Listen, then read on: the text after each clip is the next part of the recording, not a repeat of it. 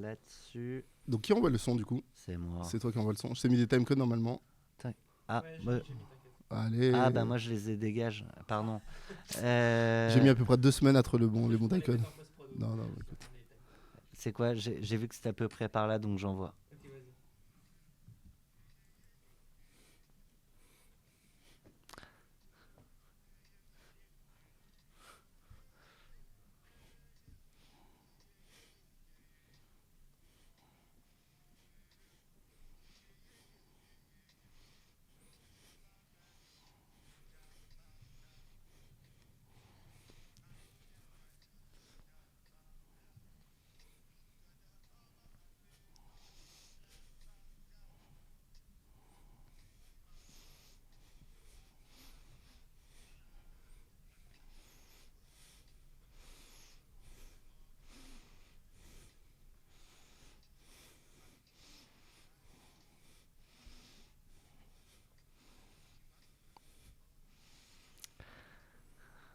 Une musique que je découvre de Burna Boy, choisie par notre invité. Ravi de t'avoir à ce micro. Wale Badamoussi Oye Kami. Parfait. 10 sur 10. 10 sur 10. J'y tiens, moi, à bien prononcer. On s'est tellement planté sur mon nom dans ma vie que je me refuse à écorcher le prénom ou le nom de nos invités. Ravi de t'avoir avec nous. Salut Walé. Bonjour, plaisir partagé. Je suis ravi d'être ici chez nos amis de Neuflis ce matin. Ravi de t'avoir dans Cash Out. Un Cash Out sans Sacha, c'est pas un Cash Out. Un Cash Out sans...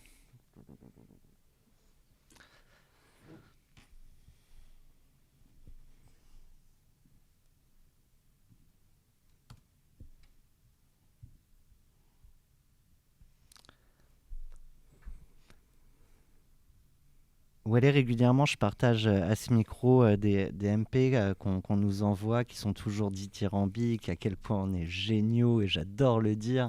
Aujourd'hui, je vais partager un autre MP qu'on a reçu, mais comme on en a parlé tout à l'heure pendant le déj, on était assez alignés sur l'intérêt de le partager, et tu avais des choses à dire là-dessus.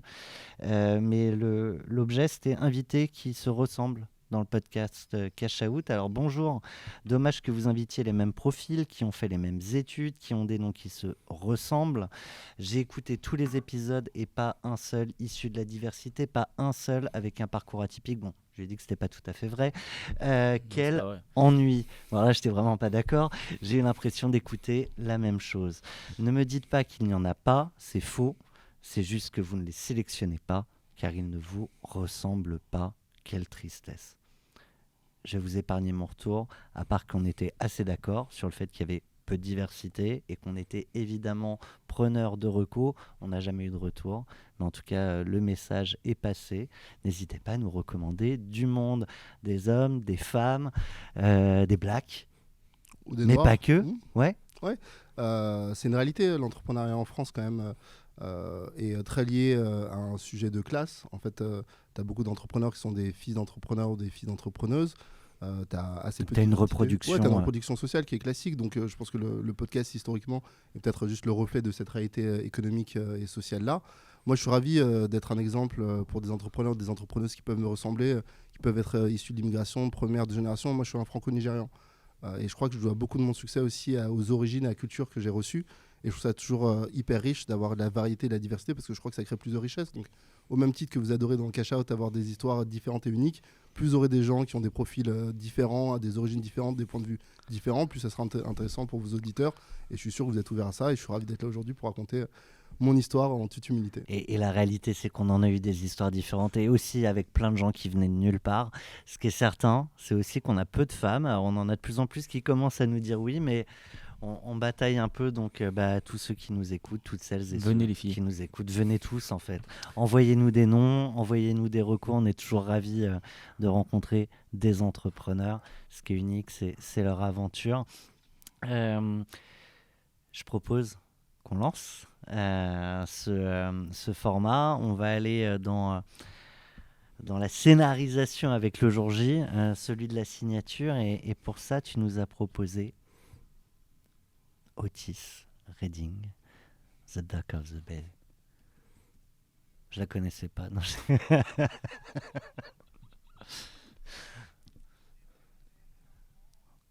Sache qu'on peut chanter à ce micro, on fait ce qu'on veut. Hein. J'ai une horrible voix, c'est un de mes plus gros regrets sur cette planète. Je chante mal et j'adore la musique. Par Tu contre, chantes sous la douche. Thomas danse très bien. Alors moi, Ça, vous le savez pas, mais Thomas danse très très bien. j'adore chanter. Je le lançais pour pouvoir. C'est ce que je disais, glisser tu une danses note, très hein. bien. On écoute.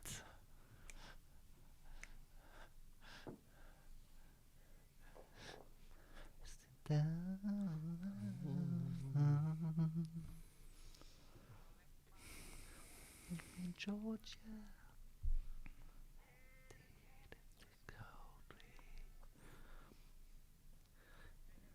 I want to live for.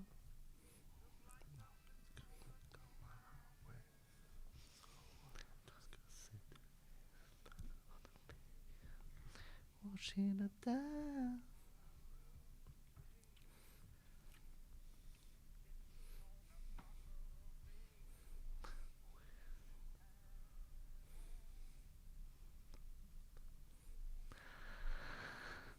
On est le jour J, la signature, c'est un avant, un après dans une vie.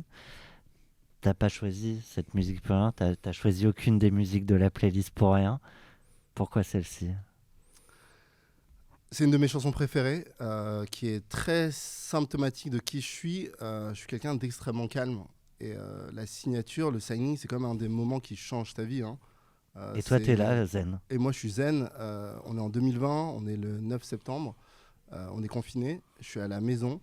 Ma fille est née 10 jours avant. Ma deuxième fille est née 10 jours avant. Ça fait à peu près 2 ans que je travaille sur des sujets de M&A. Ça vient de se produire et moi, je me réveille serein, plein d'envie. Tu vois, le bruit des mouettes et des alouettes d'Otis Redding dans les oreilles et je me dis c'est cool, c'est le démarrage d'un nouveau voyage. Et vous l'entendez, le petit sifflet, le quatrième couplet.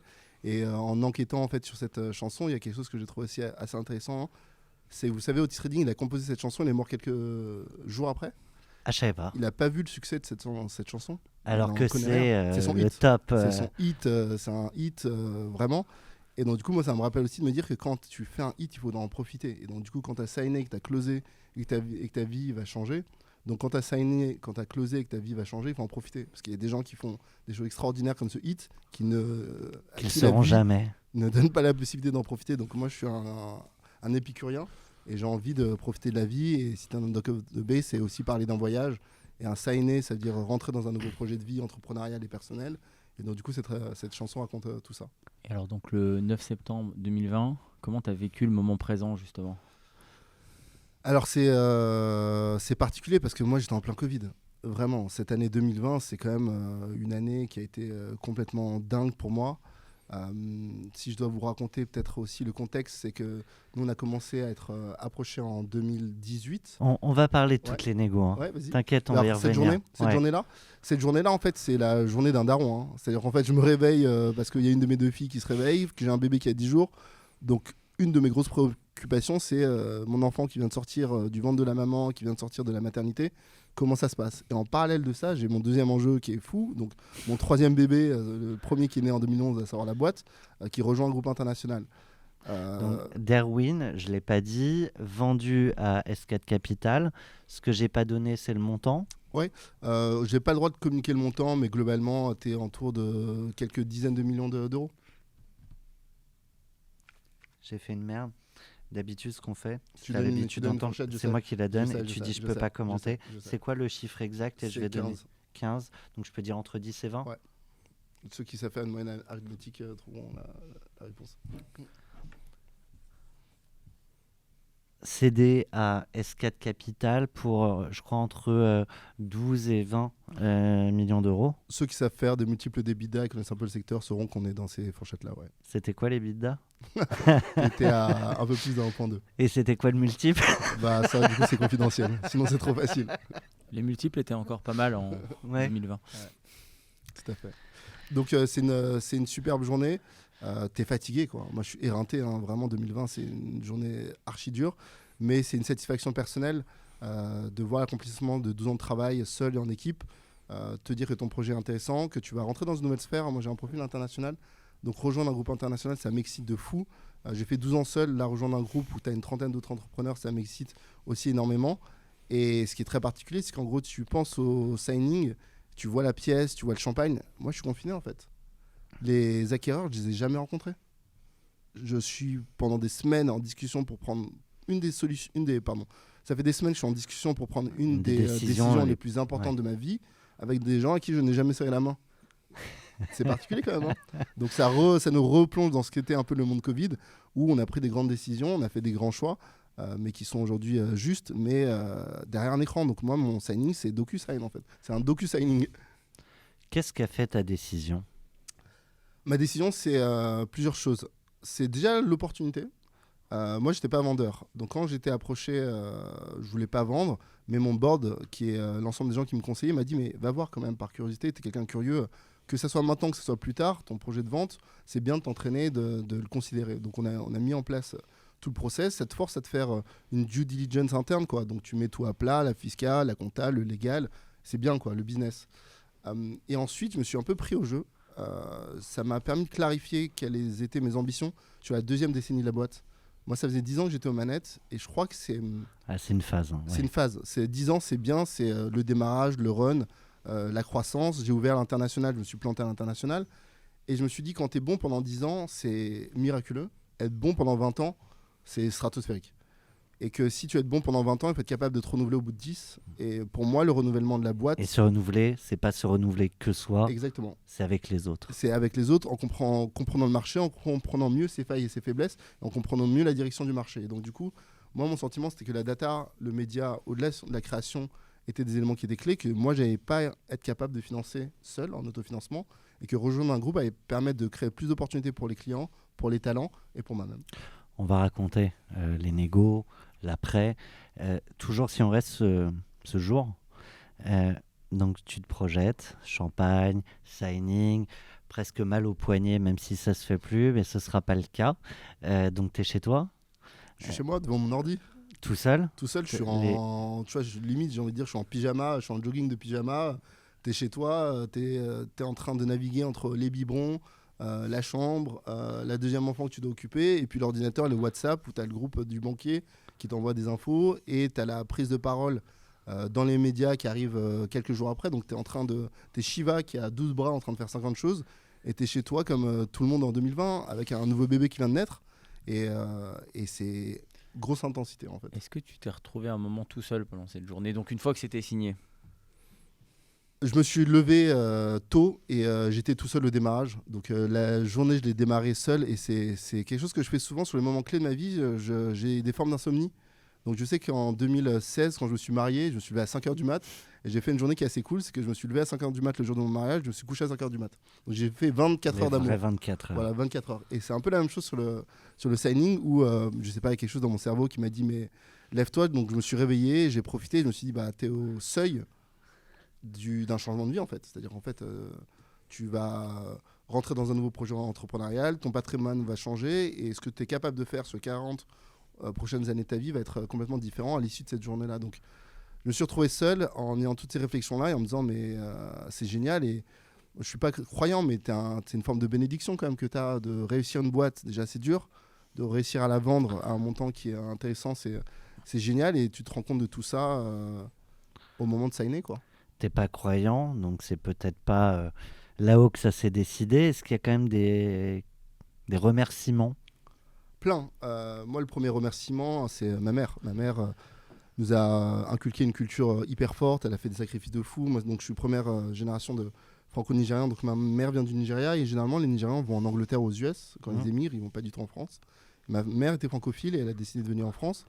Et quand elle s'est installée en France, elle avait le choix, parce qu'elle voulait être dans le 92, entre Nanterre, globalement, où tu vas en cité à Nanterre, ou autre chose. Et elle s'est dit, et ma mère est très intelligente là-dessus, elle s'est dit en gros, moi je veux être où sont les bonnes écoles. Et donc les bonnes écoles dans le 92, c'était Neuilly pour elle. Et elle s'est dit, c'est ingérable de toucher les loyers à Neuilly, quoi. C'est impossible.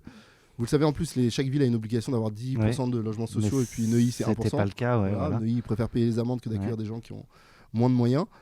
Et donc en fait, ma mère a préféré aller dans un HLM de Neuilly. Et donc du coup, moi j'ai grandi jusqu'à mes peut-être 20 ans en étant dans un 2 pièces où je dormais, mon frère et moi, dans le salon. Donc moi j'ai jamais eu de chambre à coucher.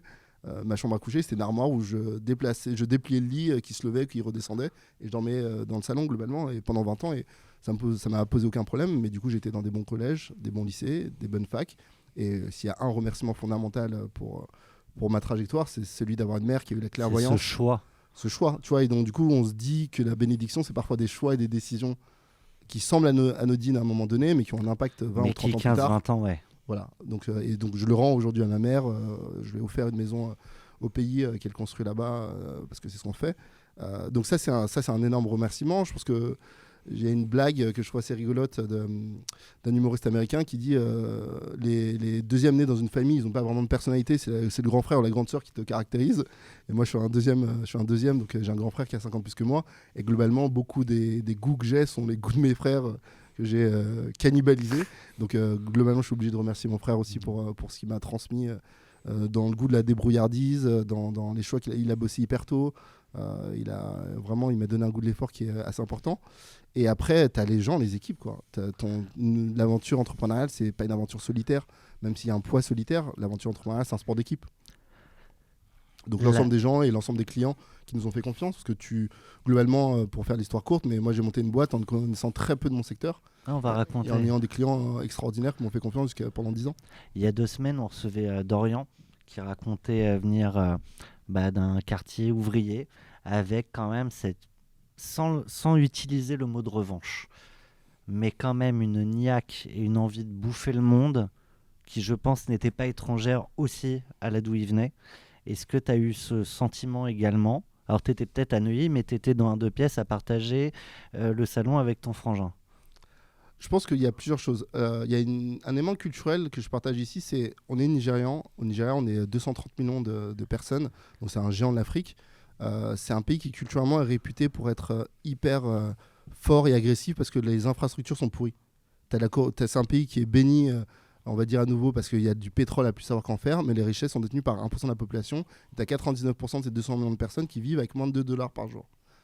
Donc quand tu grandis dans un écosystème où tu comprends que les tiens, que ceux qui portent le même nom de famille, parlent la même langue ou la même culture que toi, souffrent, et que tu as la possibilité, parce que des gens ont fait des choix dans ta famille de vivre à l'étranger, de réussir, t'es quasiment redevable en fait à l'ensemble de ces gens qui n'ont pas eu la chance. Tu peux pas te permettre de rien faire. De pas réussir. Voilà, Ouais. moi c'est ce que je considère, c'est une espèce de dette morale que tu as, de dire toi tu as l'opportunité que n'est pas offerte à des millions d'autres personnes, si tu ne la saisis pas, c'est un gâchis. Et pour moi, le gâchis, c'est quand même psychologiquement très dur à encaisser. C'est pour ça que je pense que je suis quelqu'un qui travaille dur, quelqu'un qui est ambitieux. C'est aussi l'ambition qui est un facteur, une caractéristique nigériane. Si j'ai mis Burna Boy en introduction, c'est parce que c'est un des plus gros artistes de la pop music dans le monde aujourd'hui, qui a gagné des Grammy, qui a été le premier à remplir le Madison Square Garden aux US. Et c'est un artiste nigérian. Et c'est pas anodin, c'est qu'il y a une faim, il y a un feu de la culture nigériane, et notamment, moi je suis du peuple Yoruba, de faire les choses et de réussir. Et ça, c'est quelque chose que ma mère m'a transmis, quel que soit le secteur. Donc on ne te demande pas d'être médecin, on ne te demande pas d'être avocat, on te demande de faire quelque chose qui te plaît et d'y aller à fond. Et moi, c'est ce que j'ai fait sans avoir peur. Voilà, donc ça, c'est vraiment quelque chose qui me caractérise. Et après, je pense que le deuxième élément qui est aussi structurant pour moi, c'est j'ai toujours eu cette notion que les anglo-saxons appellent fish out of water. C'est-à-dire qu'en fait, tu es un noir à Neuilly. T'es un pauvre à Neuilly, t'es un mec qui vient de la télé en pub. J'ai toujours été un acteur externe aux eaux, EAUX, aux environnements dans lesquels j'ai navigué. Et si je crois autant aujourd'hui à la diversité, c'est que je pense que ça apporte une richesse d'avoir un point de vue différent, quoi. Si on regarde tous dans la même direction, qu'on a tous la même origine et le même bagage, on va reproduire. Et la création, que ça soit économique, artistique ou de l'innovation, elle nécessite un pas de côté. Elle nécessite un pas de côté qui est plus facile d'avoir si tu viens d'un ailleurs. Et c'est pour ça que je crois fondamentalement dans cette notion de diversité sociale, culturelle, ethnique, religieuse, âge et tout ce que tu veux. Parce que moi, je vois à quel point le fait d'être un anglo-saxon en France, ça m'a aidé. Moi, je suis bilingue anglais depuis que j'ai 2 ans. Donc, faire du business en anglais et être acquis par un groupe anglais, facile. Du coup, bosser pour Netflix 10 ans plus tard, facile. Easy. Donc ça, je vois à quel point ça apporte de la richesse. Et je me dis que c'est un gâchis pour toute société de ne pas inclure les gens qui sont d'une certaine manière différente de la norme et du standard, parce qu'on perd de la valeur, en fait. Clairement. On reste, on a digressé un peu, mais J'aime bien les digressions. Sur cette journée du signing, elle va se finir comment? Il y a un moment quand même enfin, parce que tu as dit je suis calme, je suis zen, on avait Otis Redding en fond, les petits sifflements, super. Mais il y a un moment, je sais pas, t'as pas une montée d'adrénaline, le cœur qui s'emballe, envie de, je sais pas, de sauter au plafond, d'ouvrir la fenêtre, de crier I did it. Je sais pas si vous avez partagé le même espace-temps Covid que moi, Ouais. mais moi, les journées, elles se sont mélangées. Tu vois, c'était des journées où tu sortais pas de chez toi, où tu restais en pyjama jogging, à manger des surgelés, etc. Et donc, du coup, cette notion de te dire, je vais sortir, boire un coup avec les potes, niette, quoi. Donc, moi, j'ai l'impression que, en Ça t'a plus, plombé, quoi. devenant parent pour la deuxième fois, donc le deuxième gamin à gérer, Donc tu sais que la nuit d'après va être dure. voilà, t'es Déjà au plutôt dans courant. un, tu sais, genre c'est un élément de la journée, et tu rentres dans ton énorme lessiveuse de, ok, j'ai une couche à, tu sais, genre tu signes ton docu-sign, et puis tu as changé des couches, quoi. Donc globalement, mes journées, j'ai aucun souvenir de célébration collective ou individuelle jusqu'à très tard. Vraiment, cette phase-là, pour moi, ça a été, c'est un peu bizarre, mais une formalité. En plein pendant mon congé Pâques, parce qu'en gros, moi j'ai eu le gamin et en fait on a signé le deal 15 jours après, et donc du coup j'ai prévenu les nouveaux actionnaires, les gars, je pars en congé Pâques, je crois au rééquilibrage homme-femme en prenant ces congés Pâques, et donc du coup j'ai dit bon bah on va avancer, évidemment ça reste une priorité business pour moi, mais je serai avec mon gamin en fait, donc je vais pas répondre toutes les 3 secondes au WhatsApp et au mail, et donc je crois que je suis retourné dans mon congé Pâques, m'occuper de ma femme, de ma fille aînée et de mon nouveau bébé qui venait d'arriver. Et t'as réussi à t'endormir le soir? Bah du coup j'ai dormi comme un bébé le soir, quoi. Du coup quand t'as tout ça à gérer, quand t'as toute cette charge là à gérer et que tu sais que les nuits vont être courtes et que t'as un petit biberon de 2h du mat et puis un petit biberon de 6h du mat, bah t'essayes de grappiller Il les n'y a heures que de Jack sommeil. Bauer qui dort pas pendant 24 heures.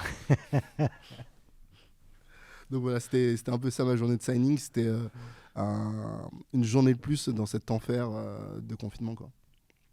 Mais le compte en banque a changé. On va en parler. On fait une gros flashback. Allez.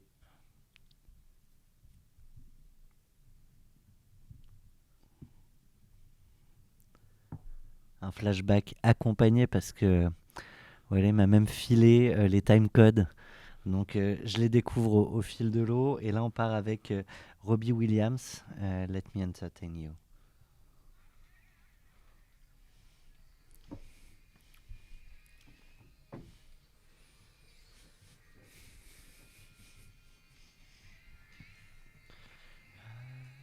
Entertain you.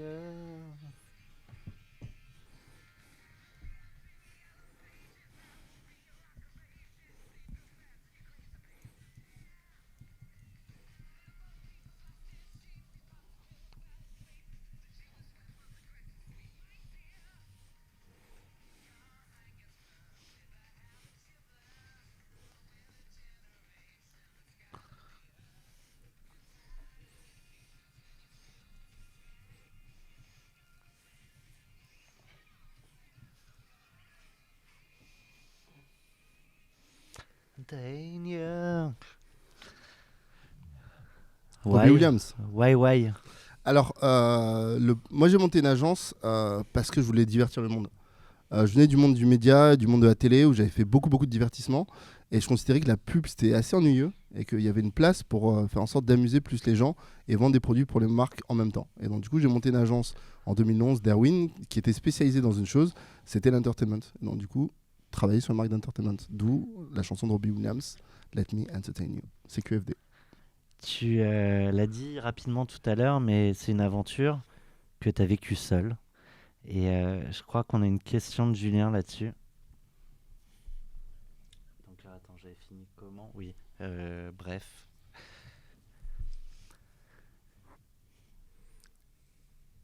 Et donc, c'est quoi les lignes qu'il y a sur le devis envoyé à Canal pour bref, ça permettra de rentrer dans ce qu'était ton quotidien. Ouais, merci Mélanie, qui se reconnaîtra, qui m'a vraiment filé un coup de main de fou à ce moment-là. J'avais vendu 5 idées à Bref, donc il y avait un devis avec 5 idées, il y avait 2 applications Facebook, une application mobile et un jeu concours. Et en gros, il y avait chaque ligne de ça. Le total de tête, ça faisait un peu plus de 200 000 euros. Donc en gros, le premier client que je démarre seul dans ma chambre étudiant, où dans ma chambre étudiante, en fait, il n'y a pas de table. Il y a une table à repasser que j'utilise en guise de table et je suis en caleçon. C'est au téléphone avec Mélanie qui m'envoie des formes. J'ai même pas Google Doc, donc j'ai des Excel que tu dois modifier où il y a le devis de toutes ces idées-là que j'ai proposé parce que je les ai eues en tête, mais je sais pas combien elles valent, je sais pas comment les vendre, je sais pas comment marger. Et Je l'ai jamais fait. Je n'ai jamais fait ça dans mon temps d'agence et on envoie et Canal a la folie à l'époque, donc Fabienne Fourquet et Gilles Pressigné de me faire confiance et de transformer ma vie. Ils connaissent. Ils me connaissent parce que j'étais producteur de contenu avant dans une boîte de prod et que j'avais produit des contenus digitaux pour eux et qu'ils ont vu la qualité des idées. Et je pense qu'il y a quand même un sujet de te dire si tu n'as pas l'expertise, si tu n'as pas le track record, mais que ton produit que tu vends, l'idée que tu amènes à un client est unique, ça ouvre des portes. Et je pense que j'ai toujours eu une ambition d'avoir un produit final de qualité. Donc dans mon business, initialement, c'était la qualité des idées. Et que quand tu apportes quelque chose qui est unique, bah, tu donnes aux gens de prendre le risque de te faire confiance, alors que tu n'as jamais de devis. Et pour la vanne, c'est assez marrant. Au moment où ils signent le devis, parce qu'ils signent le devis, et je les remercie à fond d'avoir signé le devis de cette jeune boîte, je leur dis, bah, il va me falloir une avance en fait, parce que moi, j'ai pas de cash. Et ils me disent, on fait pas d'avance. Nous, tu as noté dans le devis 60 jours ou 30 jours fin de mois. Je fais, ah mince, en fait, j'ai pas de donc je me rends compte que j'ai pas de cash, je leur dis, bah j'ai besoin. Ils me disent, bon, ok, exceptionnellement, c'est sur des petits montants, 200 000, on va te faire une avance, envoie-nous le RIB. Et moi, je me dis, ah mince, en fait, ils font un RIB J'ai quand pas t'as de une boîte. RIB. Et je me dis, j'ai pas de RIB parce que j'ai pas de statut. Je prends que les valises de cash, moi je suis désolé. Et donc, du coup, tu te dis, ça me fait rire d'être dans Cash Out aujourd'hui en me disant que mon premier projet, c'était de monter une boîte, il n'y avait pas de statut, pas de compte en banque, mais déjà des idées qui ont été achetées. Et donc, du coup, moi, j'ai tout fait en même temps. J'ai produit les idées en même temps que je montais la boîte, en même temps que je faisais les statuts, en même temps que je faisais la prod et la livraison, en même temps que je faisais la com. Et donc, du coup, ça m'a forgé et ça m'a donné aussi la réassurance que tout est possible, quoi. Quand tu démarres en faisant tout en même temps, en 15 jours, parce que quand j'ai vendu l'OP, j'avais 15 jours pour tout livrer, sur une série qui est brève, qui était la série qui cartonnait du moment, donc quand même un peu de pression de faire quelque chose de bien, et que tu y arrives et que ça cartonne, tu vois, ça te détend un peu sur le reste. Et donc, du coup, Otis Redding, vous comprenez mieux pourquoi Otis Redding et la sérénité. Easy. Quand tu démarres là, bah, tout semble un peu moins difficile, quoi. T'as livré en 15 jours. J'ai T'as li- produit et livré en 15 jours. Alors, l'histoire, je vous la raconte parce que c'est quand même assez marrant. Je me suis pas dit, j'avais fait une petite idée. Je me suis dit, on va proposer pour la journée mondiale de lutte contre le sida des capotes bref. Et donc, du coup, est-ce qu'il y a un produit que tu mets en circulation pour des adolescents qui est plus complexe juridiquement à livrer que des capotes? En fait, non, quoi. T'es sur du sanitaire. Et donc, du coup, nous, on a décidé de filer des capotes customisées, uniques. Autour de l'éjaculation précoce, du coup Autour de, dans la série, dans la série, bref, il a une boîte de capotes en permanence dont il s'amuse. Et je me dis, bah, ces capotes, c'est marrant de les rendre réelles et de les donner aux gens et d'en faire un objet de lutte contre le sida. D'engager la marque Canal+, qui est un acteur de la lutte contre le sida. Désolé, c'était bref. Non, non, exactement. Et donc, du coup, ça veut dire les customiser. Et donc, ça veut dire aussi, légalement, moi, jeune entrepreneur, je prends la responsabilité de donner 200 boîtes de capotes. Donc, je dois verrouiller, trouver le bon prestataire pour que ça rentre dans le budget, dans les délais. Et tout ça, ça fait en 15 jours. Donc, pareil, j'ai dû faire des packaging que j'avais jamais fait. J'ai dû le distribuer, faire la com, faire l'RP, faire l'application Facebook, faire la com. Tout ça tout seul depuis ma chambre. Mais c'était génial et je remercie toutes les équipes qui m'ont aidé dessus, notamment la boucherie qui m'a aidé sur la prod digitale de. Attends, la de cette boucherie. application. Ouais, la boucherie, c'est des partenaires qui Ah m'ont oui, aidé sur la. c'est leur nom de boîte, c'est c'est pas le- une ouais. boucherie. Non, non. Le mec, c'est brillant. Bref, en 15 jours, j'ai fait 200 000. Exactement. Hmm. Mais, C'est un bon démarrage. Ouais, c'est un bon démarrage. Ça m'a forgé et puis ça a nourri mon ambition, je crois. Quand tu démarres, c'est ce que je dis souvent, mais il y a pas mal d'entrepreneurs, d'entrepreneuses qui démarrent, on va dire, petits bras en disant Je vais montrer, je je vais tester, je vais aider à la boutique de ma cousine. Moi, j'étais là, fuck that. Et puis, c'est peut-être mon côté surambitieux de me dire, en fait, je pense à me demander autant d'énergie de faire la petite boutique que la cousine que le truc. C'est souvent le cas. Hein. Voilà. Sauf que cette vision-là, cette ambition-là, tout le monde ne l'a pas. Et je pense que c'est ce qui m'a aidé. Quand tu démarres très vite, très fort, même si tu redescends, tu redescends de plus haut. Et puis si tu montes, ça veut dire que tu vas plus vite, plus haut. Et je pense que mon ambition, elle est liée à mon côté qui est plutôt anglo-saxon, qui est plutôt preneur de risques. Si j'ai monté une boîte qui s'appelle Derwin, Oser gagner, c'est aussi parce que j'avais envie de prendre des risques. Et donc toute cette ambition-là, je l'ai transmis dans le projet que j'ai fait, mais dès le démarrage, quoi. Et ce qui est assez cool, c'est que quand tu apportes des preuves au jour 1 de ce qu'est ta boîte, de ce qu'est ton produit, les gens te croient et ça forge ta culture. Et donc du coup, pour revenir et reboucler avec cette notion de culture, de comment tu attires les talents, En tout cas, ça a mécaniquement nourri la culture de ma boîte, ce qu'on se verra ensuite sur le long terme. Je t'ai cut là, je te permets de rattraper là. J'ai cuté la fois. Ouais. T'évoques la culture. Je crois que je vois Julien qui réagit. Donc, à la tienne, Julien. Tu prendras plutôt la première version à la tienne. Ça ne va pas du tout. Merci.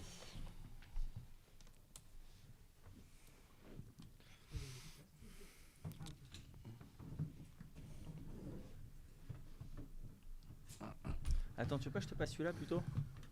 Regarde, C'est pas le bon. Très bien. C'est pas... Ah non, ah non. Ah, oui, Ça ça, non. marche. Ça, les deux marches? Ah, Ah t'as ouais, les deux deux. ports? Ah ouais, c'est obligé celui-là. Heureusement, Ah, parce ok. heureusement, parce que sinon, Ok. ça sort plus. Ok, merci.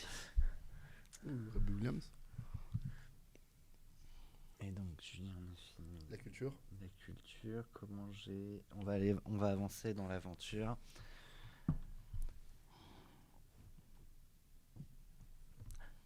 Avant d'aller dans le dur, dans les négos, pour continuer de projeter ce qu'était Darwin, tu as évoqué tout à l'heure l'OP autour de Bref. Est-ce qu'il y a comme ça des grandes OP structurantes de la boîte et avec la petite fierté que tu as eue déjà sur cette première OP?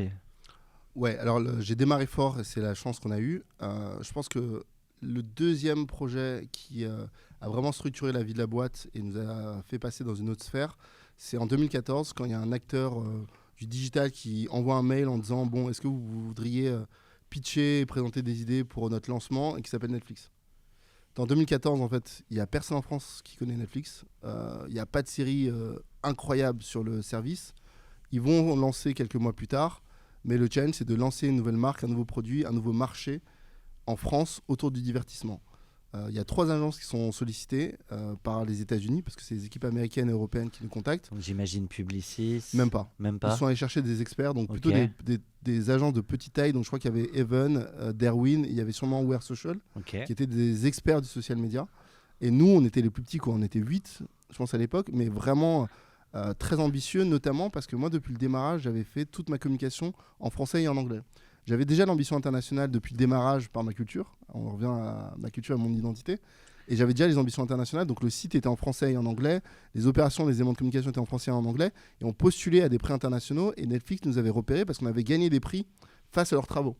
Donc ils se sont dit, mais c'est quoi cette boîte française qui gagne des prix internationaux meilleurs que nous, grosses boîtes américaines? Donc quand ils sont venus en France, ils nous ont sollicités. Quand j'ai vu, moi, le mail arriver dans ma boîte de « Salut, on est Netflix, on est un nouvel acteur de la SVOD, on veut révolutionner le game de l'entertainment. » Tu t'es dit, tadam. Je me dis, je peux pas perdre ce truc. Tu vois, c'est un peu comme Slumdog Millionnaire, où toute ta vie t'oriente à un point donné, Ouais. et tu sais que tout ce que tu as construit jusqu'à présent, c'est pour arriver à ce point-là, et que du coup, tu peux pas te rater. Et j'ai vécu ça. C'est qui veut gagner des millions et ça s'avérera vrai. Tout à fait, Jean-Pierre, c'est mon dernier mot. J'espère pas. Encore un peu de temps devant nous. Et donc, du coup, on a gagné cet appel d'offres-là. Et quand la petite agence Maline, Agile, est devenue une agence capable d'accompagner un acteur sur un des plus gros lancements de l'année 2014 et puis de la décennie 2010 sur son marketing social media, ça nous a mis dans une autre gamme d'entreprises. Et donc, du coup, les Google sont venus nous voir, les Spotify sont venus nous voir parce qu'on était capable de travailler avec des marques internationales et de les accompagner dans leur implémentation en France et des marques archi-digitales. Et ça, c'est quelque chose qui a vraiment changé la vie de la boîte. C'était quoi l'idée de l'OP? Alors, c'était pas une OP, c'était toute la campagne. Donc, c'est une série d'OP. Ok. On les accompagnait sur le long terme en disant si vous deviez. La problématique était si on devait se lancer en France et rentrer dans le quotidien des Français, dans un pays qui est extrêmement regardant sur la culture du cinéma, sur le côté quasiment. Le cinéma, c'est une politique.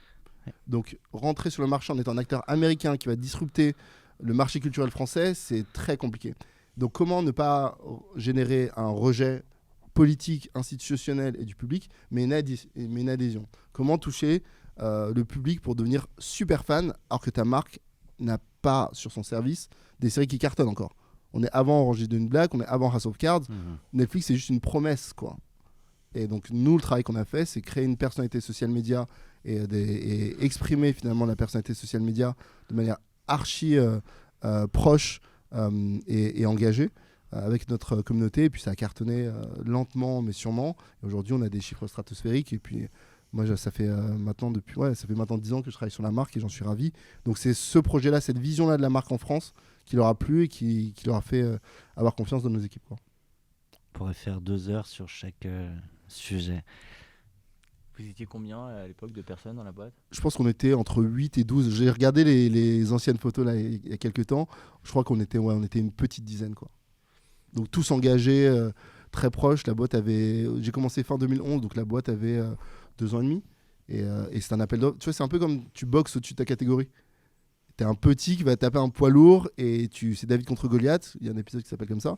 Et David gagne, quoi. Et ça transforme vraiment la boîte. Et moi, ça me donne une confiance de fou, quoi. Et une boîte américaine de cette taille-là, comme Netflix, à un moment donné, ils t'ont pas dit, tu vois, comme au début de la relation avec Canal, à un moment donné, ils t'ont pas demandé des choses, de montrer une taille, une organisation, une garantie, un bilan. Ouais, ils auraient pu les Là, t'avais achats. un rib. Ouais, j'avais un RIB. Je pense que ce qui leur a plu, ce qu'ils cherchaient, c'était une agence qui est capable de les accompagner en tant que challenger.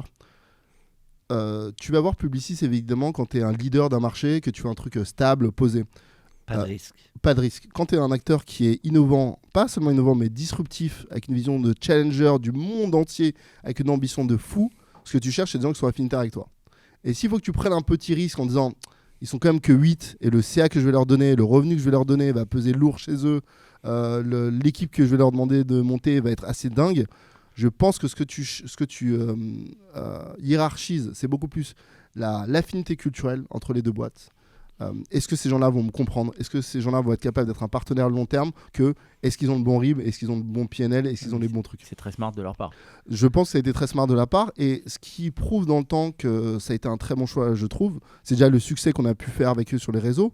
Mais nous, on a 3-4 collaborateurs qui ont été débauchés par le client pour passer chez eux. Donc vraiment, ce partenariat qu'on a créé en ayant une affinité culturelle et une vision du secteur et de la marque forte, elle s'est traduite par la longueur de la relation, c'est-à-dire 10 ans de relation, c'est quand même énorme, et par le fait qu'il y a des échanges de gens qui passent d'un côté à l'autre parce qu'on est vraiment proches. Et Tu leur as piqué aussi des collabs? j'ai recruté des gens qui voulaient recruter, on va dire. Voilà. Je suis pas capable de débaucher en tout cas au niveau de salaire d'un acteur américain. Et petite anecdote, je vous la raconte parce que cette histoire-là, elle est folle, c'est une petite aparté. Je vous ai parlé de mon ambition internationale. Je suis bilingue anglais, donc en fait quand j'étais au collège, au lycée, j'ai fait allemand. Donc je parle allemand. Et j'ai gagné un pitch en Allemagne en 2014. Avant que Netflix nous appelle, en 2014, j'ai gagné un pitch et j'ai dû monter en France une équipe pour le marché allemand. Archi dur, compliqué. Tu trouves des Français pour faire des Allemands pour faire du social media en Allemagne, c'est une dinguerie. Bon, le contrat dure 3 ans. On fait 2 très belles années et tout. Et la dernière année, j'adore ça. L'équipe vient me voir en me disant on adore cette boîte-là, on a encore 1 an de contrat, c'est cool. Moi, je me dis oula, ils veulent démissionner, ça va être horrible. On veut le lancer là-bas. L'équipe me dit on aime la culture entrepreneuriale qu'il y a dans cette boîte, on aimerait ouvrir ta filiale en Allemagne. On a encore 1 an de contrat.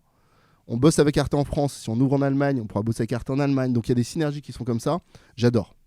Je leur dis c'est génial, on se donne 6 mois, on fait un business plan, vous lâchez vos apparts, vous déménagez, on teste, on fait des allers-retours, on se donne un budget de développement international. J'adore l'idée, j'adore le projet, j'adore voir ça.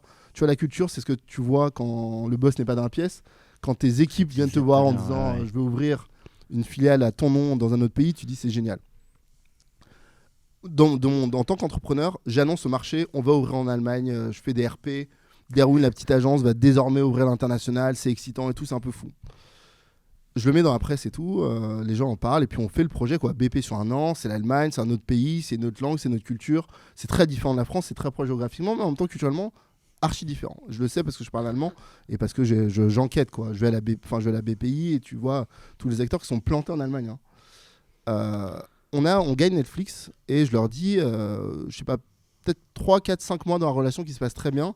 Je leur dis, au fait, vous savez, les équipes que vous voyez là à Paris, dans 6 mois, elles partent en Allemagne, ouvrir la filiale allemande. Et ils me disent, ah, c'est chouette. Et ils reviennent vers moi, genre 2 jours après, en me disant, écoute, nous, notre agence en Allemagne, on l'aime pas. Si tu es capable d'ouvrir ta filiale dans 6 semaines, pas 6 mois, je te file le budget. Qu'est-ce qu'on a fait? On a fast-forwardé tout le business plan où tu donnes 6 mois pour trouver des locaux, pour faire l'admin, pour faire la finance, la fiscale. On a tout fait en 6 mois. Semaines, ouais. En 6 semaines, pardon. On a tout fait en 6 semaines. L'équipe est partie là-bas. On a mis des VIE, on a tout mis en place et on a monté cette agence-là à Berlin avec un nouveau client. Donc ça, c'est vraiment à proximité de ce que j'ai pu faire avec Netflix. Quand tout à l'heure tu parlais de plantage à l'international, c'était donc pas l'Allemagne. C'est tout à fait l'Allemagne. C'est tout à fait C'est l'Allemagne. tout à fait l'Allemagne. Parce Vous qu'en êtes fait... allé trop vite. Non, je pense pas Non. qu'on soit allé trop vite. Moi, j'ai fait des erreurs de patron. On a envoyé une super équipe qui connaissait bien la culture parce qu'elle avait grandi en France, cette équipe-là. Elle avait été formée en France. On a envoyé un leader qui était de l'équipe française, qui adorait Berlin. En même temps, qui n'adore pas Berlin? C'est la moitié des coups de Paris. Hein. Donc, c'est quelqu'un qui adorait Berlin et la vie nocturne. Donc, bon, c'est quand même deux bonnes choses. On l'envoie à Berlin avec un salaire français, ce qui est génial. Et pour des raisons personnelles, au bout de 18 mois, je crois qu'il doit rentrer en France. Et donc, du coup, à ce moment-là, s'offrent deux possibilités à moi. Faire monter quelqu'un de l'équipe. Ou recruter, en externe. Voilà. J'ai recruté en externe, je me suis planté. Et quand tu te plantes et que tu as une équipe de 12 personnes, à distance, ça se sent vite. Ta boîte, voilà. Donc en 6 mois, on a perdu les talents. Tu perds les talents, tu perds les clients. Tu perds les clients, tu perds la boîte, quoi. Donc on a pris l'argent, on a été hyper rentable pendant 2 ans. C'était une super aventure d'un point de vue business et cash. Mais c'est un regret de ne pas avoir été capable de piloter à la fois le développement de la fusée qu'on montait en France et ce super beau projet qui avait un super potentiel en Allemagne que j'ai planté sur un mauvais recrutement. Malgré ce plantage à l'international, vous êtes super bien développé. Et vous avez été à combien de personnes dans l'équipe? En Allemagne ou en France? Au global? À quelle période? À la fin. Ah, ok. Au moment où ça va tout devient intéressant. Bah, tout est toujours intéressant, mais le moment où on est rapproché, au moment des rapprochements, on est 85. D'accord. Et moi, je monte la boîte, comme je le dis, je me revois dans mon salon sur ma table à repasser. Et t'arrives, t'es une équipe de 85 personnes. Moi, j'ai monté la boîte à 28 ans. Tu recrutes des gens qui sont plus vieux que toi. Et je le dis même à mes équipes, je dis, moi, avant de monter l'agence, j'ai passé 1 an en agence. Il y a certains des alternants que je recrute qui ont plus d'expérience d'agence que moi au moment où je monte la boîte. Donc du coup, je dis, moi, ce que j'ai été capable de faire, c'est avoir envie d'apprendre et apprendre et me remettre en question. Et autant que vous êtes là dans cette boîte que je recrute, je vois dans chacun d'entre vous des entrepreneurs ou des gens extrêmement compétents, des experts en puissance qui peuvent apporter un impact à la hauteur de ce que moi j'ai apporté en montant la boîte avec 1 an d'expérience. Et donc on arrive au stade où on est 85 et là tu commences à être dans des problématiques qui sont différentes. Tu vois, c'est des problématiques RH, des problématiques de structuration, ton impact sur les équipes les plus directes, c'est-à-dire en fait tu as des lignes et des lignes et des lignes, des niveaux de strat et de management. Et c'est des enjeux différents. Mais en même temps, c'est une équipe qui est plus forte, qui te permet d'aller beaucoup plus loin. Et là, tu te dis, je peux pas rester seul? Là, je me dis, il y a un cap qu'il faut passer. Tout le monde connaît le cap des 100, quoi. La centaine, en termes d'une équipe de 100 personnes, c'est une structuration et une infrastructure différente. Moi, j'ai toujours eu la chance d'avoir des gens qui m'ont accompagné. Donc, j'ai toujours eu des DGA, des directeurs financiers, des secrétaires généraux qui m'ont aidé à structurer. Parce que moi, je pense que je suis un visionnaire, un créatif, un bon vendeur, mais que la structuration, la rigueur qui est demandée par la gestion d'une boîte de 10, 20, 30 et encore plus 80, 100 personnes, pardon, c'est pas ma force et c'est pas ce qui m'excite. Je le fais par contrainte, mais c'est pas ce que je fais le mieux. Donc j'ai toujours été accompagné d'un bras droit ou d'un gérant ou d'une gérante. Et à 85 personnes, tu te dis qu'est-ce qu'on est capable de faire de plus ambitieux. Et je pense encore que l'étape que j'ai fait d'aller à l'autre échelle, de changer de ligue, était le bon choix, quoi. À 85, on se disait on pouvait aller beaucoup plus fort avec le positionnement qu'on avait. Tu peux pas parler de ligue sans que je remercie Martin Jaglin de nous avoir mis en relation pour ce super moment. Tu parlais de vision. Il y a certains entrepreneurs qui voient 10 ans. Moi, je vois 30 secondes. Et là, on va aller vers ce qu'a fait toute cette phase de négo qui a amené au cash out. Et pour ça, tu as choisi Lionel Richie. Hello. Ouais. Magnifique. Vous allez reconnaître tout de suite. Les Mais notes alors, de piano, tu les reconnais tout de suite. Je sais, mais moi, tu me dis Lionel Richie, moi, il me faut ça. C'est beau, mais c'est moins mon histoire. Fiesta, forever. Come on and sing a song. Mais t'as raison, c'est ton format, c'est ton cash out. Thomas va faire un mix, vous allez voir. Foot. Et on passe sur Hello.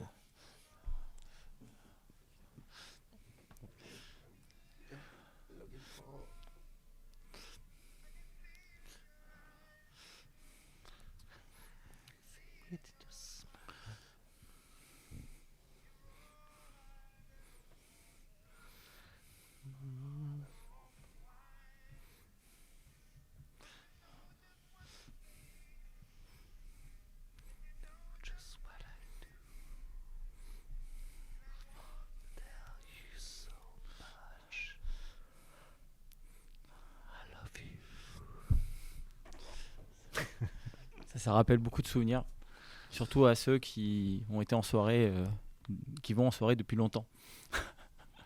L'époque des slows. Voilà. L'époque où on n'était pas parents. Voilà. Moi, je pense que Hello, I was the one you were looking for, c'est effectivement peut-être très proche de l'histoire. C'est un mariage en fait, donc c'est une phase de séduction. Tu cherches la bonne personne pour le bon projet, mais ça doit pas être dans un sens, ça doit être mutuel et consentant, évidemment, comme toute bonne relation saine et non toxique. Donc cette chanson-là de Lionel Richie, pour moi, elle illustre bien ça, quoi, la recherche de l'affinité, de la combinaison et de la création de quelque chose qui est supérieur à la somme des individus. Et ça, pour moi, ça a été un travail de longue haleine. C'est peut-être le moment d'en parler, mais nous, j'étais pas vendeur. J'ai été approché par des gens qui ne m'intéressaient pas. Pourquoi ? Parce que moi, je craignais le fait de me rapprocher d'un groupe qui avait des entités en France et d'être broyé et complètement détruit et démembré. Et ça, très vite, je me suis dit que c'est pas ce que je veux. L'international m'intéressait et m'intéresse toujours fortement. Donc, on a trouvé en 2019 un super partenaire, vraiment excellent. On a signé du coup des clauses d'exclusivité, on a fait des LOI, donc on a vraiment très très bien avancé. Et puis, au moment de signer, en fin 2019, ils nous ont ghosté, quoi. Tu vois, c'est vraiment la relation du jour au amoureuse. lendemain, ouais. Voilà, c'est vraiment la relation amoureuse. Ils nous ont ghosté dans le sens où ils ont dit bon, je vous rappelle dans 2 semaines, puis 2 semaines passent, puis les SMS sont laissés en vue. C'était un peu dans ce langage vraiment post-slow, Lionel Richie, quoi. Et en fait, Tu vas sur Facebook, il y a marqué It's complicated. Exactement. It's not a friend. Il y a marqué Add as friend. Tu dis mais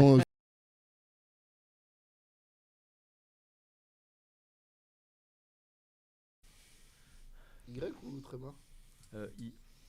Ouais, I tréma, ouais. Tu me diras, j'ai des potes qui sont producteurs d'Astarac. Ah ouais. C'est quelle Voilà, boîte qui est... C'est DMLS, non, c'est DMLS qui fait ou c'est en démol? Je sais plus. C'est- Je crois plus que ce soit en c'est démol. Mathieu Vergne. Bah, Mathieu Vergne, c'est un pote de fac. Ah ouais. C'est un grand frère. Bah, moi, j'ai bossé sur Astarac 1 et Astarac 4. Ok. Genre 17 ans sur Astarac 1 avec Jennifer, je faisais le casting. Et Astarac 4, je faisais la prod avec la version de Grégory Le Marchal. C'est vrai que la Starac, ça date un peu. Ah bah, moi, c'est 2000 pour moi. C'est 2000, Ouais, la première édition, c'est 2000. C'est ça, c'est pour ça que j'étais vachement étonné quand elle me dit non, mais The Voice, non, mais ah ouais, non, par contre, je vais faire la Starac. Je savais même pas que ça. À quel. Et en fait, Ils les l'ont jeunes. ressuscité. Ouais, Pierre, ouais. Ah non, mais il est incroyable. Mais même tout le groupe, c'était plaisant de les voir sympas. Ah, tu vois, moi, j'ai pas du tout suivi, moi, je regarde pas du tout. Ah Moi, ouais, je j'étais regarde jamais, moi, je fan. regarde jamais à la télé. On maintenant. se regardait très tard, on regardait les replays. Ah ouais. Ouais, moi je suis fan de. J'adore, déjà j'adore voir des artistes. Et puis là, ils étaient tous sympas entre Moi, je eux. vais vous brancher avec Maya, vous l'emmènerez à Montmartre et comme ça. Ah, Voilà. Mathieu. Vas-y. J'accélère juste un peu, pardon.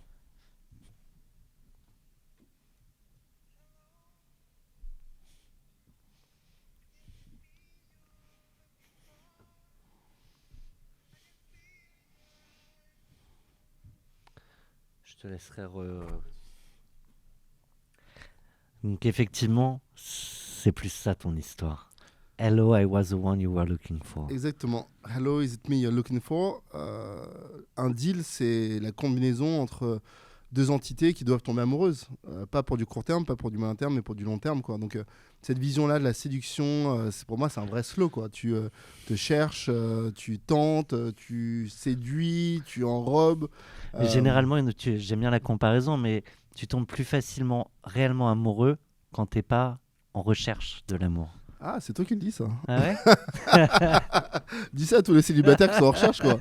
T'as quand même, Ah bah moi je leur conseillerais de s'en foutre et ils vont voir que ça tombe. Mais Écoute, en tout cas, moi, c'était notre point de vue. En plus, nous, on était dans une situation qui était assez plaisante, c'est qu'on était attrayants sur le marché. Donc, pas mal de boîtes internationales sont venues nous voir. L'international me plaisait beaucoup, comme ça me plaît aujourd'hui. et t'étais pas vendeur. Et j'étais pas vendeur. Tu vois, Voilà. tu vois la comparaison. J'étais pas vendeur. Mais ça, T'étais c'est pas en mon histoire. recherche. C'était mon histoire personnelle.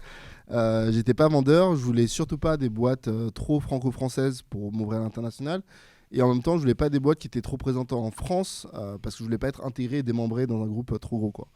Et donc, du coup, on a trouvé un super projet fin 2018, courant 2019, sur lequel on a avancé. On allait très loin dans le process. On était prêt de signer. Mais malheureusement, fin 2019, déception amoureuse. ma première professionnellement, le deal ne se fait pas parce que le groupe décide de nous ghoster, quoi. Tu vois, les SMS sont laissés en vue, on n'a plus de nouvelles et puis on apprend finalement. Changement de statut Facebook. Exactement, tout ça. On s'est fait swiper du mauvais côté et qu'ils n'ont plus d'argent pour faire le deal. Donc ça, c'est fin 2020. Moi, je suis extrêmement déçu parce que tu commences à te projeter. La belle vie de famille, la maison de campagne, tout ça, le Labrador. Donc tout ça, ça n'a pas lieu. Donc on est fin 2019, donc je suis déçu. Et puis les gens que j'avais mis dans la confidence du deal, qui étaient incentivés, sont aussi déçus. Super projet de développement international qui ne se fait pas. Et puis 3 mois après, on rentre en Covid, donc février-mars. Et là, financièrement, pour la première fois, on commence à avoir des annulations de projets d'un montant de 1 million par mois, quoi. Quand tu es une boîte qui fait 10 millions de chiffres et que tu commences à avoir des annulations de 1 million en février, 1 million en mars, 1 million en avril, c'est compliqué. Mais la montagne russe émotionnelle parce qu'on se projette, enfin on va pas se mentir. Tu te projettes, forcément. On se projette. Tu projettes. Tu vois l'alliance, tu es déjà en train de te projeter dans ce changement de vie-là et tu te prends une claque de la réalité. Donc ça, c'est aussi la nature de nos boulots d'entrepreneurs, c'est de rêver grand, mais de parfois prendre des baffes et des gifles qui te remettent par terre. De dire et de se relever. Voilà, de dire potentiellement ma boîte va fermer. Moi en plus personnellement, ma femme est enceinte, ma femme a le Covid, donc elle est enceinte avec un Covid. Je suis chez moi, j'ai l'annulation, j'ai ce et à fait. ce moment-là, tu sais pas l'impact que peut avoir en plus le Covid sur le bébé. L'humain. Voilà. Tu n'en sais rien. Donc vraiment un monde d'incertitude et je pense que dans mes points forts, j'ai la capacité de vision et d'anticipation du marché. Sauf qu'au moment du Covid, je défie qui que ce soit d'avoir été capable de dire qu'est-ce qui se passait, comment on allait en sortir, quelles allaient être les conséquences business. Tu sais, tu as un espèce de truc où pour la première fois, tu n'as pas de radar en fait. Tu n'as pas de boussole. Ta boussole qui t'indique généralement le nord n'existe plus. Donc moi j'étais complètement perdu en me disant, mais donc la boîte elle va couler, les gens vont être chez eux. Et puis surtout, il y a un truc où moi le Covid, j'ai un peu relativisé le business parce que je me suis dit, mais si les gens sont en train de mourir là, partout. Limite le business, on s'en fout. Voilà, mais quand même déçu. Ouais. Et la particularité de notre business, c'est que nous, les marques pour lesquelles on bossait, c'était des marques d'entertainment. PlayStation, qu'est-ce qui se passe pendant le Covid pour PlayStation ? Tout le monde joue. Netflix, qu'est-ce qui se passe pour eux pendant le Covid ? Tout le monde regarde. Google, J'adore YouTube. Jouer, vas-y, voilà, c'est fort, hein, ça va. Bravo. Et donc du coup, on passe d'une phase où on se demande est-ce qu'on va mettre les gens en chômage partiel, etc., à une explosion finalement des investissements de nos clients majeurs qui nous disent les gars, on s'en fout que vous soyez chez vous. Là, on est en train d'avoir une phase d'acquisition de clients qui est extraordinaire. On va accélérer sur la production. Donc, tu dois expliquer aux gens que oui, on est en télétravail. Oui, on va leur donner les moyens.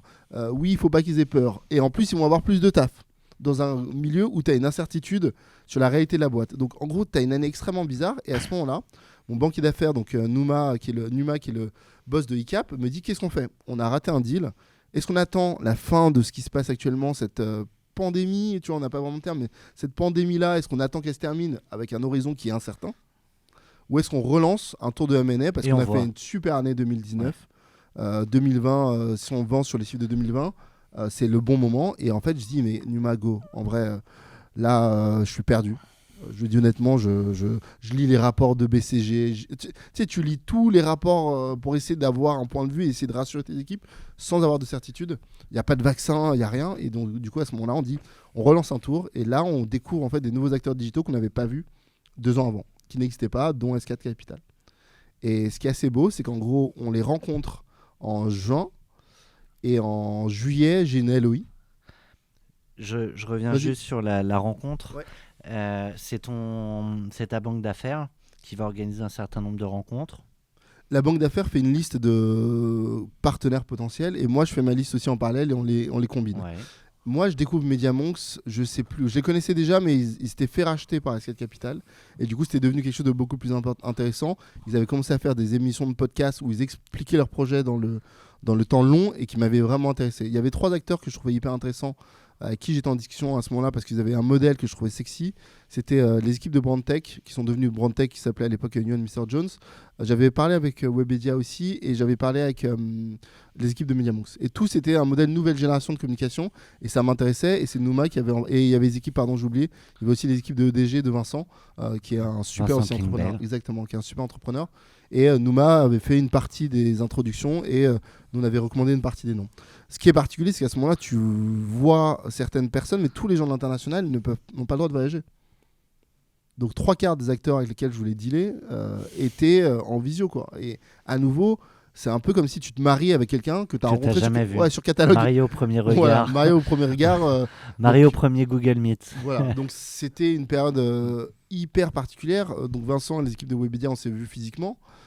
Et finalement, on a trouvé un accord assez vite avec les équipes de MediaMonks. Ce qui m'a plu, c'est... Les deux autres, pardon, je te Vas-y, coupe. bien Les sûr. deux autres ont fait des propositions.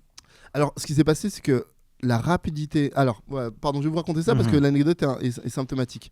Ma femme, comme vous le savez, est enceinte du deuxième.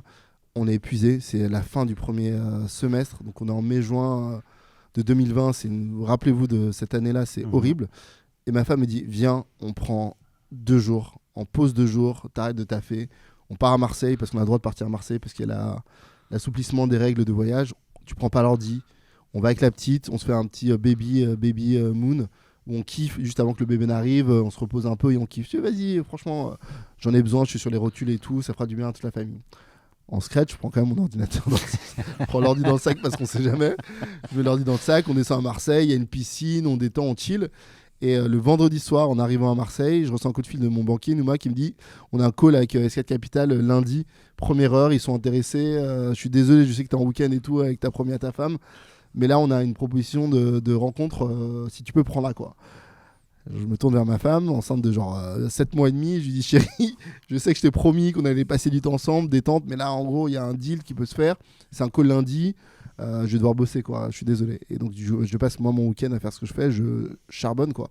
Donc j'écoute tous les podcasts, je lis tous les rapports financiers, je lis toutes les prêts, je regarde tous les sujets en me disant première prise de contact avec le groupe, je vais voir un financier, un mec du M&A, et puis ça sera le premier d'une série d'étapes, quoi. Mais non. Je me connecte sur le call.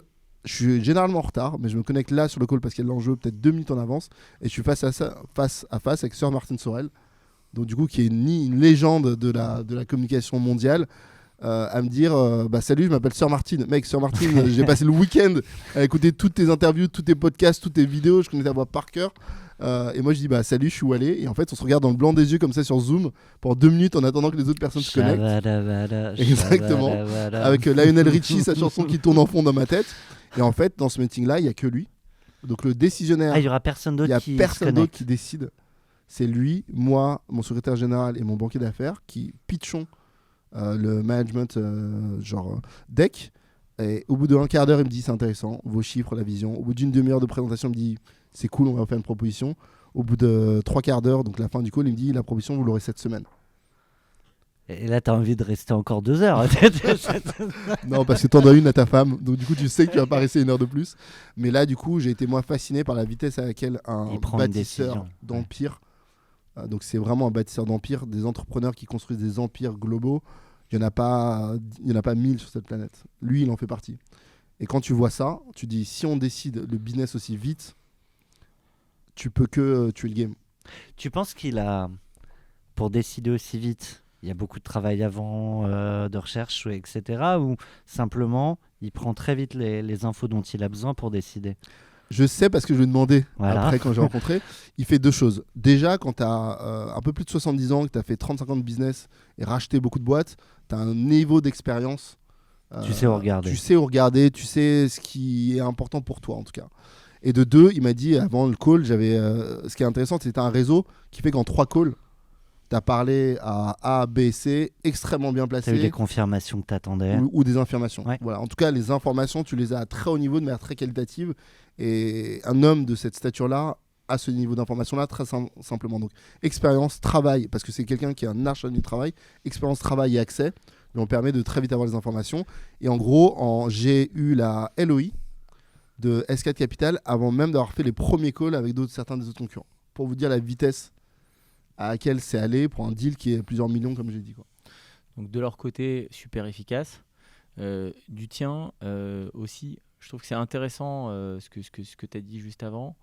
Tu as passé le week-end, pourtant tu avais promis à ta femme, et tu as passé le week-end à travailler, à faire tes due deals, à apprendre sur ton interlocuteur, sur son groupe, sur sa façon de faire, sur sa façon de fonctionner. Pourtant, tu étais accompagné d'un professionnel dont c'est le job, mais malgré tout, tu t'y es préparé à fond. Et ça, je trouve que c'est vachement intéressant. Enfin, on peut même peut-être développer si c'est une approche que tu as régulièrement. Mais je trouve que c'est vachement intéressant pour nos auditeurs qui sont entrepreneurs de comprendre à quel point il faut se préparer, à quel point il faut se renseigner, faire ses due deals aussi pour être bon, mais aussi pour être bon et pour savoir que c'est le bon. Ouais. Voilà, exactement. L'idée, c'est tu as construit et investi personnellement un niveau d'énergie incroyable dans la construction de ton actif qui est cette boîte. Donc le choix que tu fais de l'association, du partenariat, du rachat, de l'investissement, il va jouer un rôle critique dans la suite de la vie de ton projet. Ouais. Et donc du coup, pour moi, c'est impensable d'y aller la fleur au fusil, de choisir arbitrairement ou juste sur un multiple. Ça serait pour moi complètement déraisonnable et complètement fou de faire ça. Donc moi, mon approche, c'est de me dire, c'est important pour moi. Et si c'est important pour toi, tu y investis du temps et de l'énergie et tu essayes de faire quelque chose qui est clé pour moi, tu essayes de faire le meilleur, tu donnes le meilleur en fait, tu veux faire du mieux possible. Et faire le mieux possible, ça ne veut pas dire j'ai lu un article. Faire du mieux possible, c'est comprendre, pouvoir challenger, pouvoir réduire le risque. Parce qu'en fait, on est dans cash out, donc on peut s'en parler. Il y a une fusion sur deux qui ne marche pas en fait, une intégration sur deux qui vole en éclats. Sure. Donc si tu veux réduire ce risque-là, c'est de ta responsabilité, et pas seulement celle de la personne que tu payes pour t'accompagner, c'est de ta responsabilité. Ni celle du repreneur. Exactement, c'est la responsabilité de tous de faire son boulot, de faire ses devoirs et de dire il y a une zone de risque, mais j'ai réduit ce risque, je comprends quels sont les enjeux, je comprends quels sont les dangers, je sais comment y mitiger, ça m'intéresse pas. Ou ça m'intéresse sous telles conditions, ça m'intéresse pour telle valorisation, et est-ce que ce projet, vraiment, honnêtement, j'y crois ? Te correspond. Exactement, et est-ce que j'y crois, est-ce que ça me plaît ? Et du coup, moi, ce travail-là, je ne suis pas capable de le faire si je ne comprends pas, si je n'ai pas analysé l'ensemble des propos tenus, l'ensemble des actions, parce qu'il y a les propos, il y a les actions, il y a les chiffres, il y a les réalités, il y a les personnalités, c'est tout ça qu'il faut prendre en considération quand on s'unit. Et au même titre que moi, je me suis marié après 10 ans, là, j'ai dû faire un choix en 10 semaines, en fait. Wallet, tu le dis, tu es face à un entrepreneur qui a bâti un empire. Tu as fait tes recherches. Est-ce que toi aussi, tu le challenges ? Ou est-ce que tu ne te permets pas de le faire ? Alors, toute la négociation... Parce que tu as forcément des questions. Oui, tu as des questions. Et tout... Enfin, franchement, je le dis honnêtement, moi, je suis un peu ce qu'on appelle starstruck. C'est-à-dire, en fait, tu tombes sur une célébrité. Tu tombes sur quelqu'un qui est dans le monde de l'entrepreneuriat international et un ponte, quoi. Globalement, les experts le disent, si la série Mad Men avait duré 5 ans de plus, il y avait Martin Sowell dedans. Parce que ça correspond en termes de date. Donc, tu es vraiment dans un ponte du secteur. Donc, moi, je suis un peu sidéré face à un tel savoir. Tu as l'impression de connaître la personne parce que tu as beaucoup écouté, tu as beaucoup travaillé, tu as bossé le dossier, la personne et puis les associés et tout. Mais tu veux savoir quelle est la réalité de cet homme-là et comment il se comporte par rapport à toi. Parce que l'exercice de communication extérieure, de parler au Wall Street Journal ou de faire des podcasts à Davos, c'est un exercice de communication. La réalité de ce qui se fait entre deux entrepreneurs, c'est une réalité que tu ne peux évaluer que sur le moment. Et les yeux dans les yeux. Exactement. Et donc ça, je le teste et moi, très honnêtement, j'ai été fasciné par la puissance intellectuelle du monsieur. Tu vois, j'ai rencontré peu de personnes dans ma vie où là, ça va aussi vite, c'est aussi juste, avec une mémoire et une connaissance, une analyse des chiffres aussi pointue. Et du coup, une fois que tu as compris ça, tu comprends très bien pourquoi lui et pas un autre ont pu bâtir des empires. Et pourquoi c'est lui qui est là. Et pourquoi c'est intéressant. Sur le mythe. Et moi, du coup, il y a aussi un enjeu, c'est quand je réfléchis au deal, je me dis, si tu bosses avec des partenaires, tu as aussi envie de travailler avec des gens qui vont te faire grandir. Et quand tu es face à quelqu'un qui est plus brillant par la nature de son raisonnement, par la nature de la réflexion et par ce qu'il a fait, parce qu'en gros, travailler pour des gens qui sont très intelligents, c'est bien. travailler pour des gens qui ont bâti, c'est encore plus intéressant. Des gens qui ont bâti et qui sont intelligents, c'est phénoménal. Moi, je me dis, si je dois rentrer dans un groupe, ou en tout cas me faire un partenariat avec un groupe, j'ai envie de travailler pour des gens qui ont ce niveau-là. Ça m'excite en fait. Je me dis, ça va être super challengeant, ça va me faire grandir, et que ça dure 5 ans ou 10 ans, je vais en sentir grandi au-delà du cash que je vais prendre. On a eu à ce micro avec Sacha des entrepreneurs qui n'ont jamais même échangé un mot avec le dirigeant de l'autre boîte. Ça, c'est quelque chose qui aurait été rédhibitoire pour toi? Je pense que cette fusion-là, un peu comme un mariage, c'est une histoire d'humain. Donc, tu as envie de percevoir comment seront les gens dans les bonnes situations. Tu as envie de percevoir comment seront aussi les reprenants dans une autre situation qui est demain potentiellement moins bonne.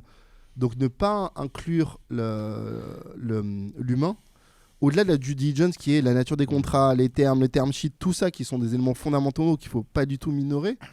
Mais l'entente entre êtres humains qui vont être amenés à travailler ensemble longtemps et dur, et de manière forte et proche, pour moi est fondamental et ne doit pas du tout être sous-estimé, comme une relation client. Ça fait partie des Ça en fait partie. Ouais. Et donc du coup, nous, la difficulté, c'est qu'on le fait en télétravail. Et la relation, la difficulté, c'est qu'on le fait à distance.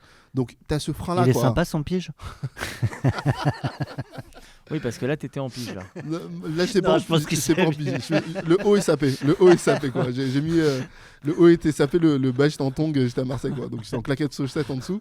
Mais ouais, effectivement, t'as vraiment cette notion importante de se dire si tu peux voir les gens, voilés, et voilés pas à une reprise, voilés à de multiples reprises. Tu as envie de les tester dans différents environnements, tu as envie de boire un verre avec eux, tu as envie de dîner avec eux, tu as envie de comprendre comment est-ce qu'ils raisonnent. Pour moi, c'est fondamental. Donc, et ça, c'est pas été un one-shot cet échange? Non, on s'est vu à de multiples reprises. Ensuite, on a travaillé avec Scott Spirit, qui est son bras droit, qui travaillait avec lui depuis des années, qui était déjà chez WPP, et qui te donne du coup un autre point de vue de cette personne-là, parce que les équipes que tu rencontres sont aussi le reflet du dirigeant. Chez EDG, tu parlais avec Vincent. Chez Webedia, tu parlais avec qui?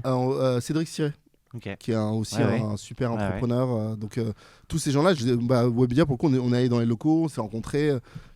Et donc, après l'échange, là, tu les rappelles les deux autres, Après, avec MediaMonks, tu rappelles Vincent, tu rappelles Cédric. Ouais. Et je dis que je suis en exclu. Et comme je vous dis, à nouveau, il y a You and Mr. Jones, donc Brandtech, je ne les ai pas vus. J'ai relu les archives des messages au moment où j'ai signé la LOI. Donc je crois fin juillet, j'avais pas encore rencontré David Jones. Et là, je me suis dit, dans le business, il y a quand même un sujet de la rapidité avec laquelle tu prends une décision, qu'elle soit bonne ou mauvaise. Le timing. Le timing est un facteur déterminant. Tu peux te tromper ou pas, hein. Ça, l'histoire le raconte à la suite. Et je pense qu'en plus, tu étais échaudé par l'aventure précédente de l'offre qui a peut-être duré trop longtemps jusqu'à te faire ghoster. Où tu te dis puis surtout, je pense que quand tu dois prendre une décision comme ça en 2020, qui est vraiment le moment de ma vie où mes repères, j'en avais zéro. Éclaté. Non, vraiment zéro. Je ne savais pas où j'habitais. Je pense que ça a été le cas de tout le monde. Et je suis content d'avoir pris cette décision-là à ce moment-là, de l'avoir pris de manière juste, de ne pas la regretter, dans un moment où il n'y avait aucun indicateur qui était hyper lisible. Il y a eu des bagarres sur certains sujets avec eux? Il y a eu des bagarres. C'est une bonne question. Tu as toujours de la négo. La négo, tu sais qu'on aime bien les histoires. Et là, je suis raccroché au nez. Non, en fait, c'est des anglo-saxons. Je me suis levé, mais j'étais en calbut. Non, mais tu sais, les anglo-saxons, ils sont toujours... aussi. Je réfléchis. Non, il n'y a pas eu de... La due diligence a été assez rapide. On l'a fait en 2 mois, entre juillet et août, ce qui est toujours un challenge pour la France, de bosser en août sur ta due deal. Mais non, il n'y a pas eu de gros... Ce qui est plutôt pas mal avec MediaMonks, c'est que le deal est clair. Tu prends 50% en cash, 50% d'actions du groupe. Quoi qu'il, pour tout le monde, c'est pareil. Tu peux prendre plus d'actions du groupe si tu en veux, mais globalement, le standard, c'est 50-50. Donc, ce qui est plutôt pas mal, c'est que c'est normé. Donc, tu rentres dans le deal en sachant quel est le cadre. Et ensuite, sur les éléments, non, c'était assez clair. Le earn-out, il était assez court. C'est le même pour tout le monde? C'est le même. Pas le earn-out. Le earn-out, non, il a évolué dans le temps. Il a évolué dans le temps, mais moi, je suis très content du earn-out que j'ai pu avoir. Et j'ai été très content des termes. J'ai pas pris, tu vois, c'est intéressant, j'ai pas pris le deal où il y avait le plus d'argent. J'ai pris le deal, pour moi, où il y avait la plus grande affinité. Et parce que tu as eu d'autres offres fermes quand même à côté. Ok. Et donc, tu as pris un deal 50% cash, 50% action. Et est-ce que c'était avec le recul? Est-ce que c'était le meilleur cas possible? Ouais, pour moi, c'était le meilleur. C'est le meilleur modèle. Ouais, je pense que pour moi, c'était le meilleur modèle. Je suis content d'avoir pris des actions du groupe parce que je pense que c'est un groupe qui, à terme, va performer hyper bien, etc. Je suis content d'avoir eu du cash parce qu'en fait, ça te permet quand même de changer d'accomplir une partie de ton projet, d'un haut niveau patrimonial, de faire des choses intéressantes, quoi. T'es toujours actionnaire? Ouais, je suis sur actionnaire, ouais, du groupe. Tu l'as dit, 18 mois, je sais plus si tu l'as dit, en tout cas je le sais. 18 mois de earn-out. Pour certains, c'est long. Quoi qu'il en soit, pour certains, c'est court. Ça dépend en fait comment ça Moi, se je trouve passe. ça court, hein. Ça dépend Je des suis resté aventures. 3 ans. Ouais, statistiquement, c'est plutôt court. Ouais, c'est court. C'est Non, court. en durée. Mais il y a le ressenti. Ah oui, Voilà. oui, bien C'est- sûr. Ouais. On aime bien aller sur l'émotion aussi. Pour parler de toute cette phase, tu as choisi Queen, Bohemian Rhapsody. Là encore, tu nous as mis un time code. C'est-à-dire que là, je vois déjà que tu as pourri le début. C'est une chanson qui est compliquée en plus à Tu couper, choisis hein. un moment. Alors, je sais Elle pas est à quel difficile, moment. hein. Et en même temps, la passer en entier, ça pourrit la. On va avoir un problème de C'est timing. un tel morceau, c'est quand même. Alors, à votre avis, on part sur le rock, on part sur le refrain. Attention. Opéra. T'avais pas mis de timecode? Si? C'est moi qui déconne. Mais j'aime bien le début.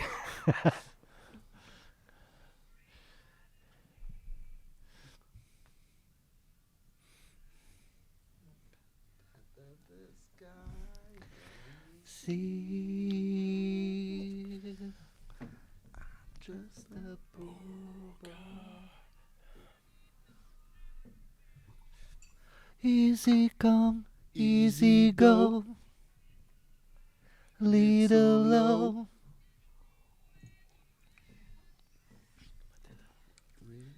Tu vas t'y mettre, Sacha. To me.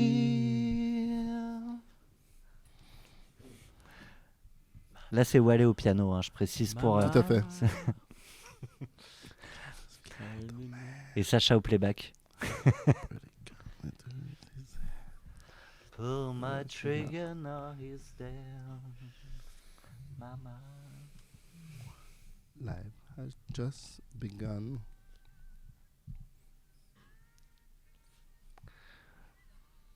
Je vais faire un truc très vénère.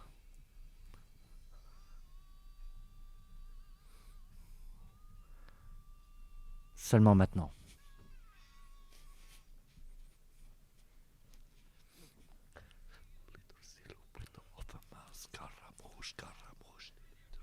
J'avais dit que c'était ça. Very, very frightening me, Galileo. Galileo, Galileo, Figaro, Magnifico. Just a poor boy, nobody likes. It's just a poor boy with a limp soundly lee. Sorry, sorry. Easy go, let me go. Bismillah, we know not let it go. Bismillah, we know let it go. Et Thomas est très bon en chef d'orchestre aussi. Prépare-toi à l'aigu. Oh, oh, oh, oh.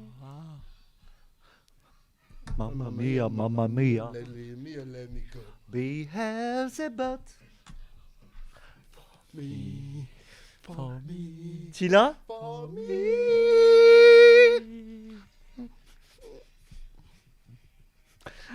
On l'aura presque passé en entier quand même, mais quelle tuerie! So you think you can stop me and drive me there? You think you can love me and drive me to die? Oh, baby. Can't do this to me, baby. Just get it out. Just get it out of here.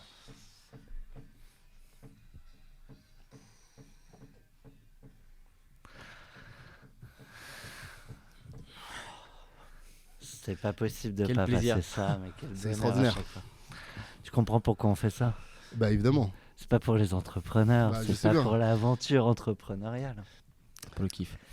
C'est un énorme kiff. C'est c'est le grand 8 des émotions. Cette chanson, c'est ce que ça donne. C'est toute la diversité des émotions que tu peux avoir dans ce moment de reprise, quoi. C'est-à-dire, en fait, tu as la nostalgie, parce qu'en fait, je trouve que pour moi, en tout cas, mon cas de figure, rejoindre une boîte, c'est une forme de deuil. C'est le deuil de quelque chose que tu as créé et qu'il faut pas nier, quoi. Moi, je pense que c'est quelque chose que j'ai un peu nié, pour être honnête. J'ai vendu... pardon, excusez-moi. C'est ta femme. C'est mon ouais. Tu lui as promis. Pardon. Il faut pas nier que transmettre une entreprise, en tout cas intégrer, rejoindre un nouveau groupe, c'est une forme de deuil. C'est la réalité de ce que tu as vécu, de ce que tu as construit, de ce que tu as été, même en termes d'identité pendant un temps, s'arrête et quelque chose de nouveau démarre. Et donc du coup, cette chanson que j'aime bien, certaines théories disent que c'est sur l'identité sexuelle de Freddie Mercury, qui a avoué être gay puis bi, et qu'il a dit ok, c'est une partie de moi qui est morte quand je suis rené dans une nouvelle identité. Et moi, c'est ce que j'aime aussi, c'est de dire que tu es quelqu'un qui change en fait dans un nouveau projet, que tu mets fin à une aventure, une identité, que tu t'intègres dans quelque chose de nouveau qui peut être spectaculaire, mais c'est un peu comme un papillon où tu vis des plusieurs phases. Tu es une chenille, puis tu es une chrysalide, puis tu mues, et cette évolution-là, elle est naturelle, elle est aussi nécessaire. Et donc, moi, j'ai adoré ce projet-là, d'aller chercher un partenaire, de me lancer des nouveaux challenges, d'avoir des opportunités dingues. Mais ça veut dire que tu as cette roue des émotions qui est incroyable. Tu découvres le monde corporate. Moi, je connaissais l'entrepreneuriat. Donc, tu découvres tout ça. Et moi, cette chanson, elle me raconte toute la beauté des émotions que tu peux avoir dans cette nouvelle aventure-là, quoi. Et que chaque émotion, elle est ultra intense. Elle est ultra intense, évidemment.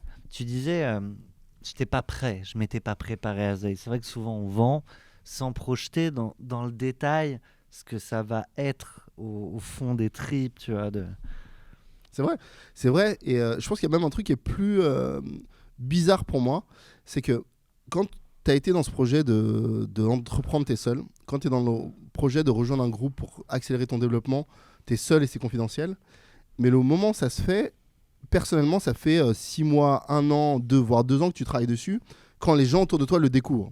Et donc, il y a une espèce de déconnexion émotionnelle et temporelle où toi, ça fait déjà 2 ans. Soulagement. Ouais, t'es dans un soulagement et t'as déjà passé dans ta tête tout le schéma, tu t'es refait le film 1000 fois et les gens découvrent. Et donc, du coup, t'es pas du tout en phase aligné, avec les gens qui sont autour de toi, et ça, c'est extrêmement bizarre. Alors, justement, dans le rapport de tes proches, notamment, tu vois, t'as une famille, tu l'as dit, t'as ta mère qui a fait un choix il y a très longtemps. On en a parlé au début de l'émission, mais tu as aussi des copains qui viennent de partout. C'est quoi le rapport? Tu sais, des fois, on a des entrepreneurs qui nous disent j'en ai pas parlé au départ, j'osais pas en parler. D'autres où il y a eu des gaps, et au contraire, d'autres pour qui ça n'a strictement rien changé. Alors, moi, j'ai closé et le lendemain, j'étais sur BFM. Le lendemain, on était dans le Figaro, le lendemain, on était dans la presse, c'était sur mon LinkedIn. Donc, globalement, si tu étais dans un cercle plus ou moins proche, t'as pas pu rater la nouvelle. Ouais. Donc, ça a été annoncé en grande pompe, et c'est bien parce que c'est mérité. Moi, c'est un achievement que d'avoir monté, développé et rejoint un grand groupe. Donc moi, les gens étaient contents pour moi, quoi. Après, je pense que ma personnalité fait que j'ai beaucoup donné aux gens qui sont passés chez moi, qui sont passés dans l'entreprise, des gens qui m'entourent, et que ça me permet, je pense, ce nouveau job, ce nouveau rôle, ce nouveau projet, d'être encore meilleur. Donc les gens étaient plutôt contents, quoi. Après, tu peux te demander, est-ce que tu fais ce projet-là parce que la boîte va mal? On est en plein Covid. En fait, nous, on a accéléré, comme je disais, quand la première partie de l'année, horrible. La deuxième partie de l'année, accélération de fou, parce que nos clients étaient les grands gagnants du confinement. Donc ça se passait vraiment très bien, et mon rapport à mes potes, il n'a pas vraiment changé, quoi. Je suis resté dans le même appart, tu vois, c'est assez bizarre, mais je suis resté dans le même appart. Tu t'es pas fait un kiff de ouf? Alors, tu l'as dit tout à l'heure, je crois, que tu avais acheté une maison, pour construire une maison exactement, à ta maman. Mais perso, le premier truc que j'ai fait, c'est mettre mes filles dans des écoles bilingues, parce qu'on est anglophone à la maison, et en fait, je voulais qu'elles grandissent dans un environnement plus anglophone. Donc, je les ai mis dans des écoles bilingues. Ça, c'est ce que j'ai fait. J'ai pas acheté de monde, j'ai pas acheté de voiture, j'ai pas changé d'appart, j'ai pas renégocié mon crédit. Par contre, ce que j'ai fait, c'est que mon grand-père, cette année, aura 100 ans. Et donc, du coup, au moment du deal, il avait 99 ans, et j'ai invité toute ma famille à rentrer au Nigeria. Donc, mes cousins, mes oncles d'Angleterre, des États-Unis et tout. J'ai dit, vous savez quoi, on fait une surprise à papy. On lui dit pas, et puis pour les 97 printemps, on débarque tous en surprise, et c'est Bibi qui régale, quoi. Donc, en fait, ce que j'ai fait, c'est donner, contribuer, faire kiffer, quoi. Tu vois, je t'ai dit, moi, la boîte, c'était faire kiffer les gens, divertir les gens. Et avec de l'argent, ce que j'ai envie de Créer faire, des souvenirs. c'est voilà, c'est continuer de faire plaisir à plus grande échelle, quoi. On va aller sur ta nouvelle vie, peut-être tes investissements, ce que tu fais de ton temps. Juste sur cette période je suis encore dans la boîte. On parlait, justement, je reste sur le dernier podcast, mais avec Dorian, d'un jeu parfois politique. On arrive dans un grand groupe, faut faire sa place, faut se bagarrer. Parfois, c'est pas toujours simple. Non, mais moi, c'est ce que je cherchais aussi. T'avais envie de bagarre. Non, j'avais envie de nouveauté. J'avais Ok. envie d'un nouveau challenge. Je pense que si tu veux comprendre le monde des entreprises, le monde de l'industrie et de l'entrepreneuriat, et le monde des grands groupes qui ont beaucoup de pouvoir, tu as besoin de savoir naviguer dans ces eaux-là. Donc moi, ce que je cherchais, c'était des nouvelles compétences. Un entrepreneur indépendant, tu développes un set de compétences. C'est bien, c'est cool. Mais être capable de naviguer dans un groupe de 8 000 à 10 000 personnes, ça demande des compétences différentes. Moi, j'avais envie d'apprendre ces compétences-là parce que je pense que je suis plus fort aujourd'hui avec les compétences d'entrepreneur et les compétences de quelqu'un qui a navigué dans un groupe que je ne l'étais avant. Je suis plus riche de cette diversité d'expériences-là. Donc, moi, je prends toujours la vie comme chacune des expériences t'enrichit, quoi. Parfois, tu gagnes, parfois, tu apprends, mais tu en ressors plus grandi et meilleur. Donc, moi, je suis allé chercher ça dans un groupe qui était affinité avec moi en réduisant les emmerdes. Évidemment, tu n'as pas envie de maximiser les emmerdes, mais tu sais que ça fait partie du jeu. Tu vas gagner des choses, tu vas perdre des choses. Mais il faut être OK avec ça. Et moi, j'étais archi OK avec cette dynamique-là. Tout le monde ne l'est pas toujours parce que le changement, c'est dur à vivre et c'est dur à subir. Moi, j'étais à l'origine du changement. Donc, j'ai une place qui est plus facile que le chef de projet qui soudainement lui dit bon, bah, tes outils changent, ton reporting change et tu vas fonctionner comme ça, tu auras une réunion en anglais. Voilà, on lui dit du jour au lendemain. Et surtout, ce qui est un peu particulier, c'est que moi, j'annonce le deal, le lendemain, il est dans la presse. Donc, en termes de recul et de temps d'absorption, mes équipes, elles ont eu 0 temps. Moi, j'ai eu 2 ans de préparation mentale. T'as pas vécu de choc malgré tout, toi perso? Non, parce que la particularité, c'est que pendant les 2 années, là, 2020-2022, on nous a laissé tranquilles Ouais. et les frontières européennes étaient fermées. Donc, on nous a laissé faire notre business, on n'est pas venu nous voir, on était dans notre coin. Et après, en C'est 2000, plus facile. Donc ça s'est fait là, oui, plus oui. progressivement. ça s'est fait beaucoup plus Ouais. progressivement que D'accord. d'autres, quoi. Et après, mais ce que je regrette aussi, parce que je trouve que comme tu es aussi dans des histoires humaines, quand tu rejoins un nouveau groupe, tu as envie de rencontrer les gens. Moi, je te Ouais, vends. il y a 2 écoles, ouais. Moi, je te vends, les gars, on va aller bosser avec des mecs qui sont des cadors, qui sont à Amsterdam, qui sont à Londres, qui sont à LA, qui sont à Dubaï et tout. Et si vous avez l'occasion d'y aller, vous pouvez les rencontrer, vous allez voir à quel point c'est bien. Je te raconte ça et pendant 2 ans, tu peux pas le vivre en fait. Tu le vis en Zoom.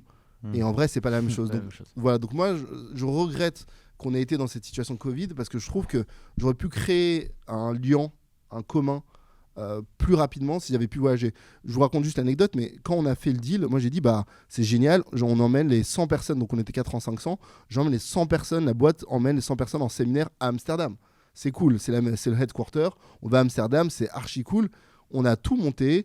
On avait des masterclass avec chacune des entités créatives, AI, tech et tout. Donc on devait voir tous nos homologues locaux avec qui on allait bosser sur les prochains mois. Et la veille du départ, la Hollande dit bon, bah, trop de Covid, on ferme les frontières. Et donc du coup, tu as une promesse que tu as du mal à tenir parce que le contexte que tu as te permet pas vraiment de consommer le mariage. C'est un peu comme si tu te maries, tu dois partir en lune de miel, tu dois te rencontrer pour une lune de miel, on annule ta lune de miel et donc du coup, tu vas se marier à distance. C'est un peu pourri quoi, comme démarrage de relation. Et moi, c'est un peu ce que j'ai vécu. Après, les relations se sont détendues, on s'est vu, mais c'est dommage de faire ça après 2 ans, plutôt qu'après 2 mois, non? Bien sûr. On l'a évoqué, cette nouvelle vie, tout à l'heure. Et pour lancer cette nouvelle phase de ta vie, on part avec Janet Jackson, Got Till It's Gone. Got it gone.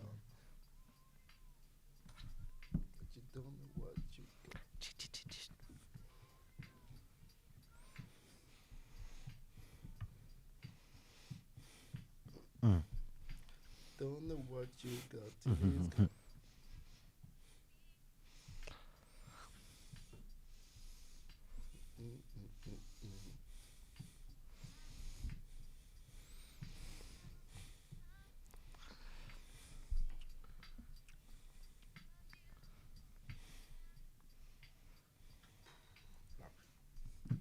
Oh, oh no, oh, oh no.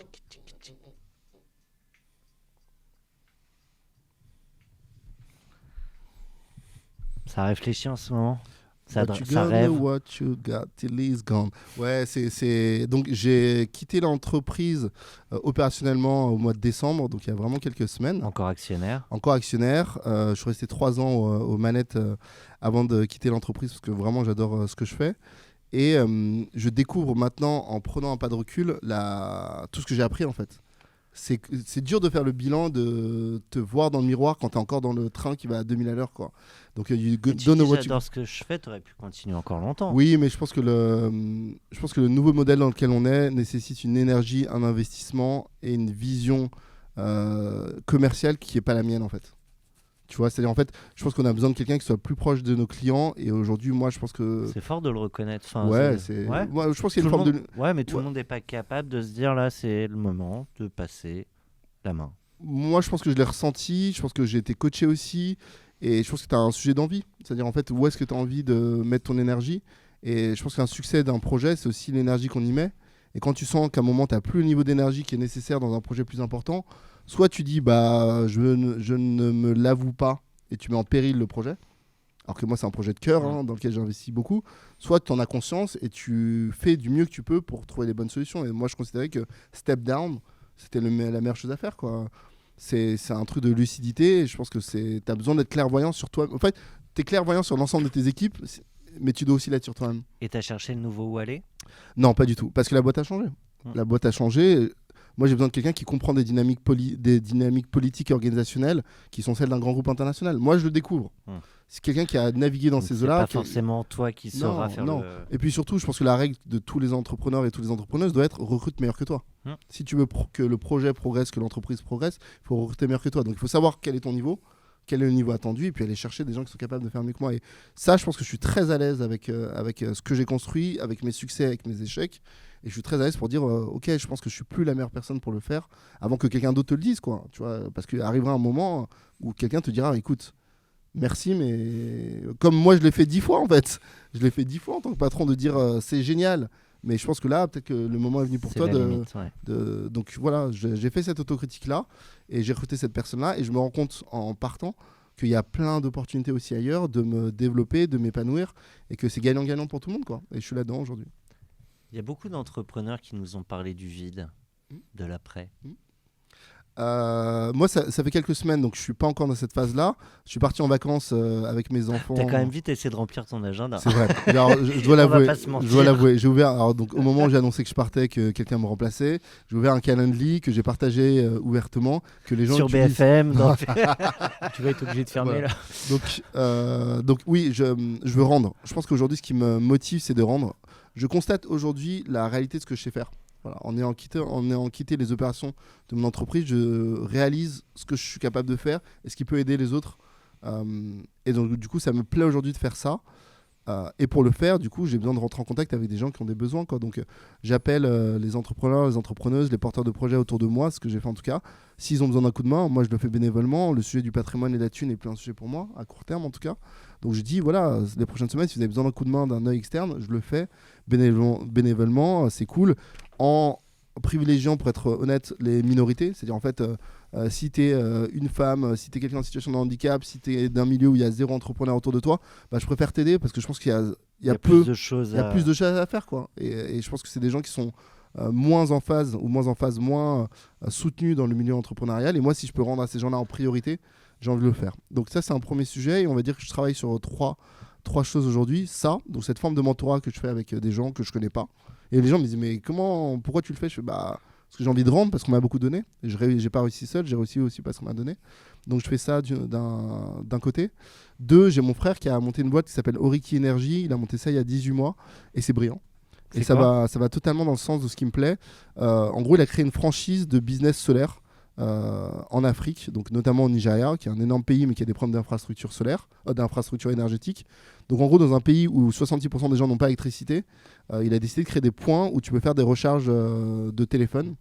Et du coup, le sujet, c'est toujours te dire en Afrique, comment est-ce que tu finances, quoi, qui va mettre 800 €, Et là, il utilise quelque chose qui est brillant. Il utilise en fait la diaspora, dont moi je fais partie, en s'appuyant sur quelque chose que certains connaissent, c'est la black tax. Tu es en Europe ou en Occident, t'es noir ou d'origine africaine, il y a de fortes chances que tu reçoives des messages qui te disent est-ce que tu peux nous envoyer 200-300 euros au pays, Tati a besoin d'une opération, le petit cousin va démarrer l'école, etc. Ça s'appelle la black tax. Au Nigeria, ça représente 22 milliards par an. Ah ouais. L'argent qui est envoyé des pays occidentaux vers le Nigeria, Mais- c'est 22 milliards de dollars par an. Mais de personne à personne, De personne pas à pour personne. des projets Non, collectifs. de personne à personne en soutien au pays. Nous, Donc ce qu'on- comment tu passes du one-to-one, du pair à pair à... Alors, coller. nous, ce auquel on croit, c'est que c'est mieux pour notre pays et c'est mieux pour le Grand Sud, au sens large, parce que c'est notre cible, d'apprendre à pêcher plutôt que de donner du poisson. Donc, nous, ce qu'on veut faire, c'est créer 1 million d'entrepreneurs, en fait. Et ce qu'on veut, c'est permettre à 1 million d'entrepreneurs de se faire financer des points d'énergie via leurs proches. Donc, si moi, je suis en France et que je peux donner 800 euros à un cousin au Nigeria, je préfère mettre 800 euros de capital pour qu'il démarre un business de charge de téléphone qui est rentable à partir du jour 1, parce qu'en fait, tu as des gens, tu as 70% du marché qui a besoin d'électricité, que de te donner 800 balles pour un projet que tu vas essayer de monter et qui globalement va échouer. Pourquoi ? Pas parce que les gens sont pas bons, mais parce que dans tous les pays du monde, l'entrepreneuriat, c'est dur. Donc là, j'ai un business qui est garanti, utile, écolo parce que solaire, financé par la diaspora et qui permet de faire en sorte que des centaines de milliers, voire des millions de personnes apprennent à pêcher, deviennent des entrepreneurs sans passer par une ONG, sans passer par des fonds étatiques. Tu reposes sur une forme de solidarité, mais qui crée des entrepreneurs.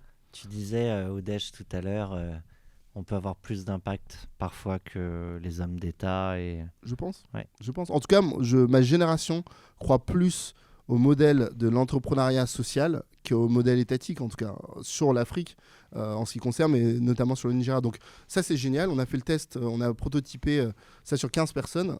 Tout le monde a fait quelque chose qui est exceptionnel. Ils ont remboursé l'investissement. Parce qu'aujourd'hui, quand tu envoies de l'argent au pays ou que ce soit, tu ne récupères jamais ton argent. Jamais, tu le donnes en fait. On te dit, est-ce que tu peux me prêter ? Et puis Tati, le cousin, la mamie, elle te rend pas, quoi. C'est un truc non écrit culturellement. Là, comme tu fais du cash en chargeant des téléphones que les gens payent, à partir du jour 1, tu es capable de... tu es capable de rembourser sur 18, 24, 36 mois. Donc, je trouve ça génial d'apprendre aux gens le monde de l'entrepreneuriat avec un produit qui est simple. Tu sais lire, tu sais pas lire, tu es dans la ruralité, tu es dans une ville, tu es à temps plein, tu es à temps partiel, peu importe. Charger un téléphone, c'est un besoin fondamental dans des pays où tu n'as pas d'électricité qu'on est capable de fournir. C'est en partenariat avec Engie. Donc, en gros, en termes d'infrastructure, c'est carré, c'est eux qui installent, c'est eux qui font la maintenance. 100% des gens nous ont remboursé. Si tu ne rembourses pas, on te cut l'accès, service, ouais. on cut le service. Et aujourd'hui, ce qu'on a remarqué, c'est que des gens se sont dit, bah, moi j'étais un étudiant et là je me suis marié et j'ai pris une maison grâce à ce business-là parce qu'en termes de revenus, je gagne l'équivalent de ce que gagne un banquier de détail, quoi. Ouais. En fait, tu vas driver l'argent vers ceux qui sont performants, ceux qui vont se battre pour avancer. Et donc, tu vas en cuter un parce qu'il n'est pas rembourse bon, pas, il ouais. est pas bon, il fait pas ou il rembourse pas, et tu vas renvoyer vers quelqu'un Exactement. d'autre. Et en fait, tu vas envoyer l'argent là où il fonctionne bien, quoi. Non, mais Et c'est là où du surtout coup, que tu changes la vie. et surtout que au-delà la valeur ouais, générée va permettre de créer aussi... tout un écosystème. Ouais, voilà. Exactement. Donc, Par- tu vas par créer effet plein ricochet, d'autres produits, quoi. Exactement. Mm. C'est l'idée. Alors, c'est pas moi, c'est l'idée de mon frère, Ouais, mais je trouve ça brillant. Vraiment, je vois un César. Redonne hein. le nom. Ça s'appelle Oriki Energy, O-R-I-K-I Energy. Et donc, du coup, c'est une marketplace où tu achètes des produits solaires qui sont envoyés du coup au pays, très simplement, installés en 10 jours. Tu payes en 3 fois sans frais, donc ça demande même pas un cash de malade, quoi. Et du coup, ça permet aux gens de s'autonomiser, d'avoir de l'indépendance financière, d'avoir un impact sur leur communauté locale en étant en même temps super Et écolo, tu quoi. crées de l'infra, Et hyper tu crées de l'infra. décentralisé. Ouais. Et puis le Nigeria, pour démarrer, c'est 230 millions d'habitants maintenant, c'est 500 millions d'ici 2050. L'infrastructure, elle ne suivra pas en fait. L'État, il ne suivra pas. On le sait. Donc si nous, qui avons réussi, on ne se met pas Tu sur ces prends pas pratiques-là, les choses- ouais. tu vois, je crains. Qui Alors le que- fera, ouais, voilà, alors que c'est- moi, je me dis, moi, je suis un produit je suis un produit de cette culture franco-nigériane qui a été capable de faire d'Erwin et son ascension là. S'il y a 1% des 200 millions qui arrivent avec cette énergie à faire la moitié de ce que j'ai fait, le monde, il a changé, tu vois. Et je pense que c'est mon rôle aujourd'hui, là où j'en suis personnellement, d'aider ce type de projet-là. Donc, il se trouve que c'est mon frère, donc je l'aide à fond. Et j'adore ça. Et on va travailler sur des levées, mais je trouve que c'est brillant. Donc, Auric Energy, c'est un des projets sur lesquels je bosse. Donc, tous mes mardis sont dédiés à ça. Et le deuxième projet sur lequel je bosse énormément s'appelle Impact Film. C'est un fonds d'investissement de financement des images. Donc, on finance des films et des séries qui font progresser le monde. Voilà. On est dans un moment où il y a des gens qui se replient sur eux-mêmes, qui se replient sur les craintes qu'ils ont. Moi, je crois que Il y a moins de comment. Il y a moins de communs, tout à fait. Et moi, je pense que les combats féministes, de justice sociale, de justice climatique, ils sont clés et ils passent par les images. Aux États-Unis, je pense que Barack Obama, il accède au pouvoir en 2008 parce que de 2004 à 2008, les gens qui regardent 24 heures chrono et qui voient le président Palmer, ils se disent c'est pas, possible, c'est ils se possible. disent pas, c'est bizarre un président noir. Ils deviennent habitués Ouais. avec l'idée d'avoir un président noir. Et donc du coup, quand tu as Barack Obama qui est un très bon président, qui a fait Harvard, qui est très bon politiquement, se présente, C'est crédible. C'est crédible. Et donc du coup, le poids qu'ont les images dans les imaginaires collectifs est structurant. Et donc du coup, je pense qu'on peut faire progresser la justice climatique et sociale en utilisant les images et le divertissement. Pas dans un rôle pédagogique chiant où je vais te taper sur les doigts pour que tu arrêtes d'avoir des SUV, mais d'une manière qui te divertit, t'intéresse au sujet, te fait progresser, te met en contact avec des images ou des histoires ou des personnes que tu ne verrais pas par ailleurs. Donc la télévision et le cinéma font ça. Donc le fonds Impact Film qui a été monté par Olivier Saby et ses équipes, c'est de lever des fonds pour financer des œuvres qui vont dans ce sens-là et qui génèrent un retour de 3 à 5%, quoi. Donc moi j'ai investi sur Vermine en 2023, qui est un film qui m'a rapporté 7% de retour et qui en même temps raconte la banlieue française différemment des caricatures qu'on peut avoir tous les jours à la télé, quoi. Donc il n'y a pas que des gens, il n'y a pas que des dealers, il n'y a pas que des meufs voilées en banlieue, il y a d'autres histoires qu'on ne raconte pas, que moi j'ai envie d'aider à raconter, quoi. Donc voilà, c'est un peu deux des gros projets sur lesquels je bosse, Oriki Energy et Impact Film, et parallèlement à ça, je soutiens des Tout ce entrepreneuses temps pour les entrepreneurs. et ma famille. Et attends, parce que, Vas-y. alors je sais pas si tu veux, en fait des fois Vas-y, je vas-y. partage des, mais tu as aussi toute une réflexion autour de tout ce temps, toute cette énergie que tu as donnée, concentrée sur faire grandir ma boîte, mon projet.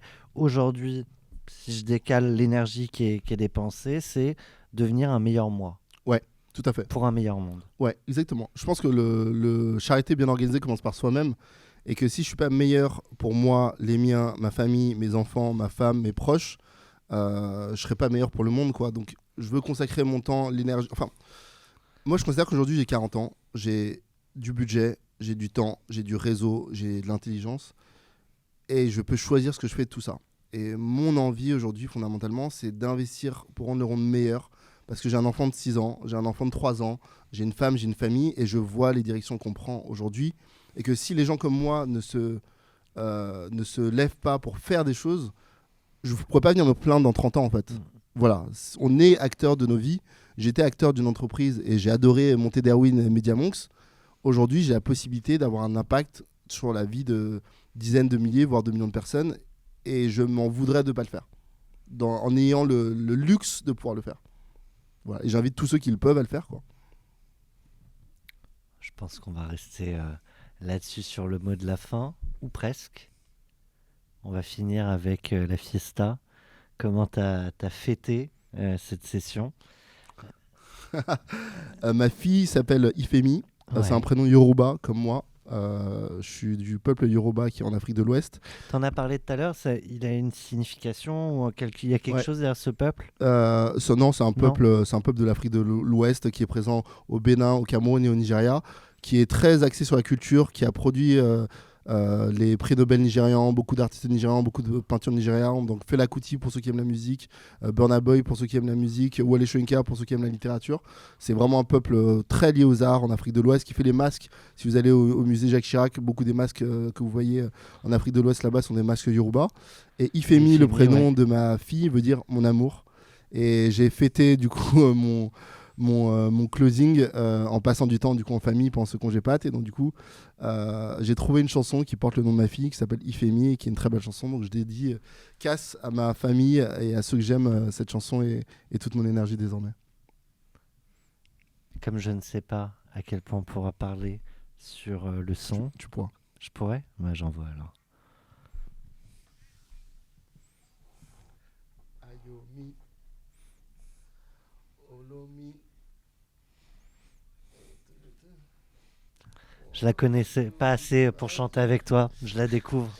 Better life. What do I do without you?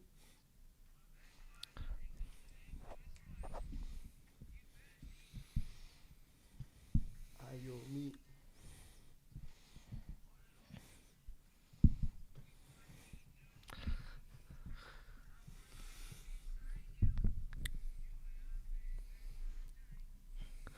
Alors juste pour voir si tous les auditeurs nous suivent jusqu'au bout, c'est le moment où Ale nous annonce quelque chose qu'il n'avait pas encore dit au micro en 1 heure et demie. Je ne sais pas ce que tu vas dire, je te lance, trouve quelque chose.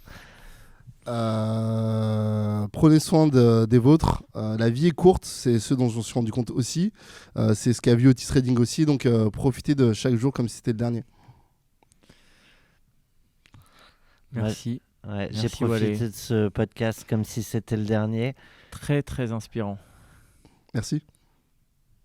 J'ai presque envie de pleurer en me disant que c'est le dernier là. C'est la fin. Je vais pas le quitter, on reste là. Merci, merci à toi. Merci à vous. Merci à toi. Merci à toi, Merci à à vous. toi, à tous ceux autour de la table et évidemment tous ceux qui nous écoutent. Merci. Merci beaucoup. Ifemi. On t'a pas mis trop en retard pour. Je suis archi en retard. Mais c'est un très bon moment. Ouais. C'est un très bon moment. Hein. C'est très cool. Franchement, Ouais, c'est. vraiment, vraiment très inspirant. J'ai beaucoup aimé t'écouter. C'est très. Ouais, puis des beaux messages. Franchement. Je suis.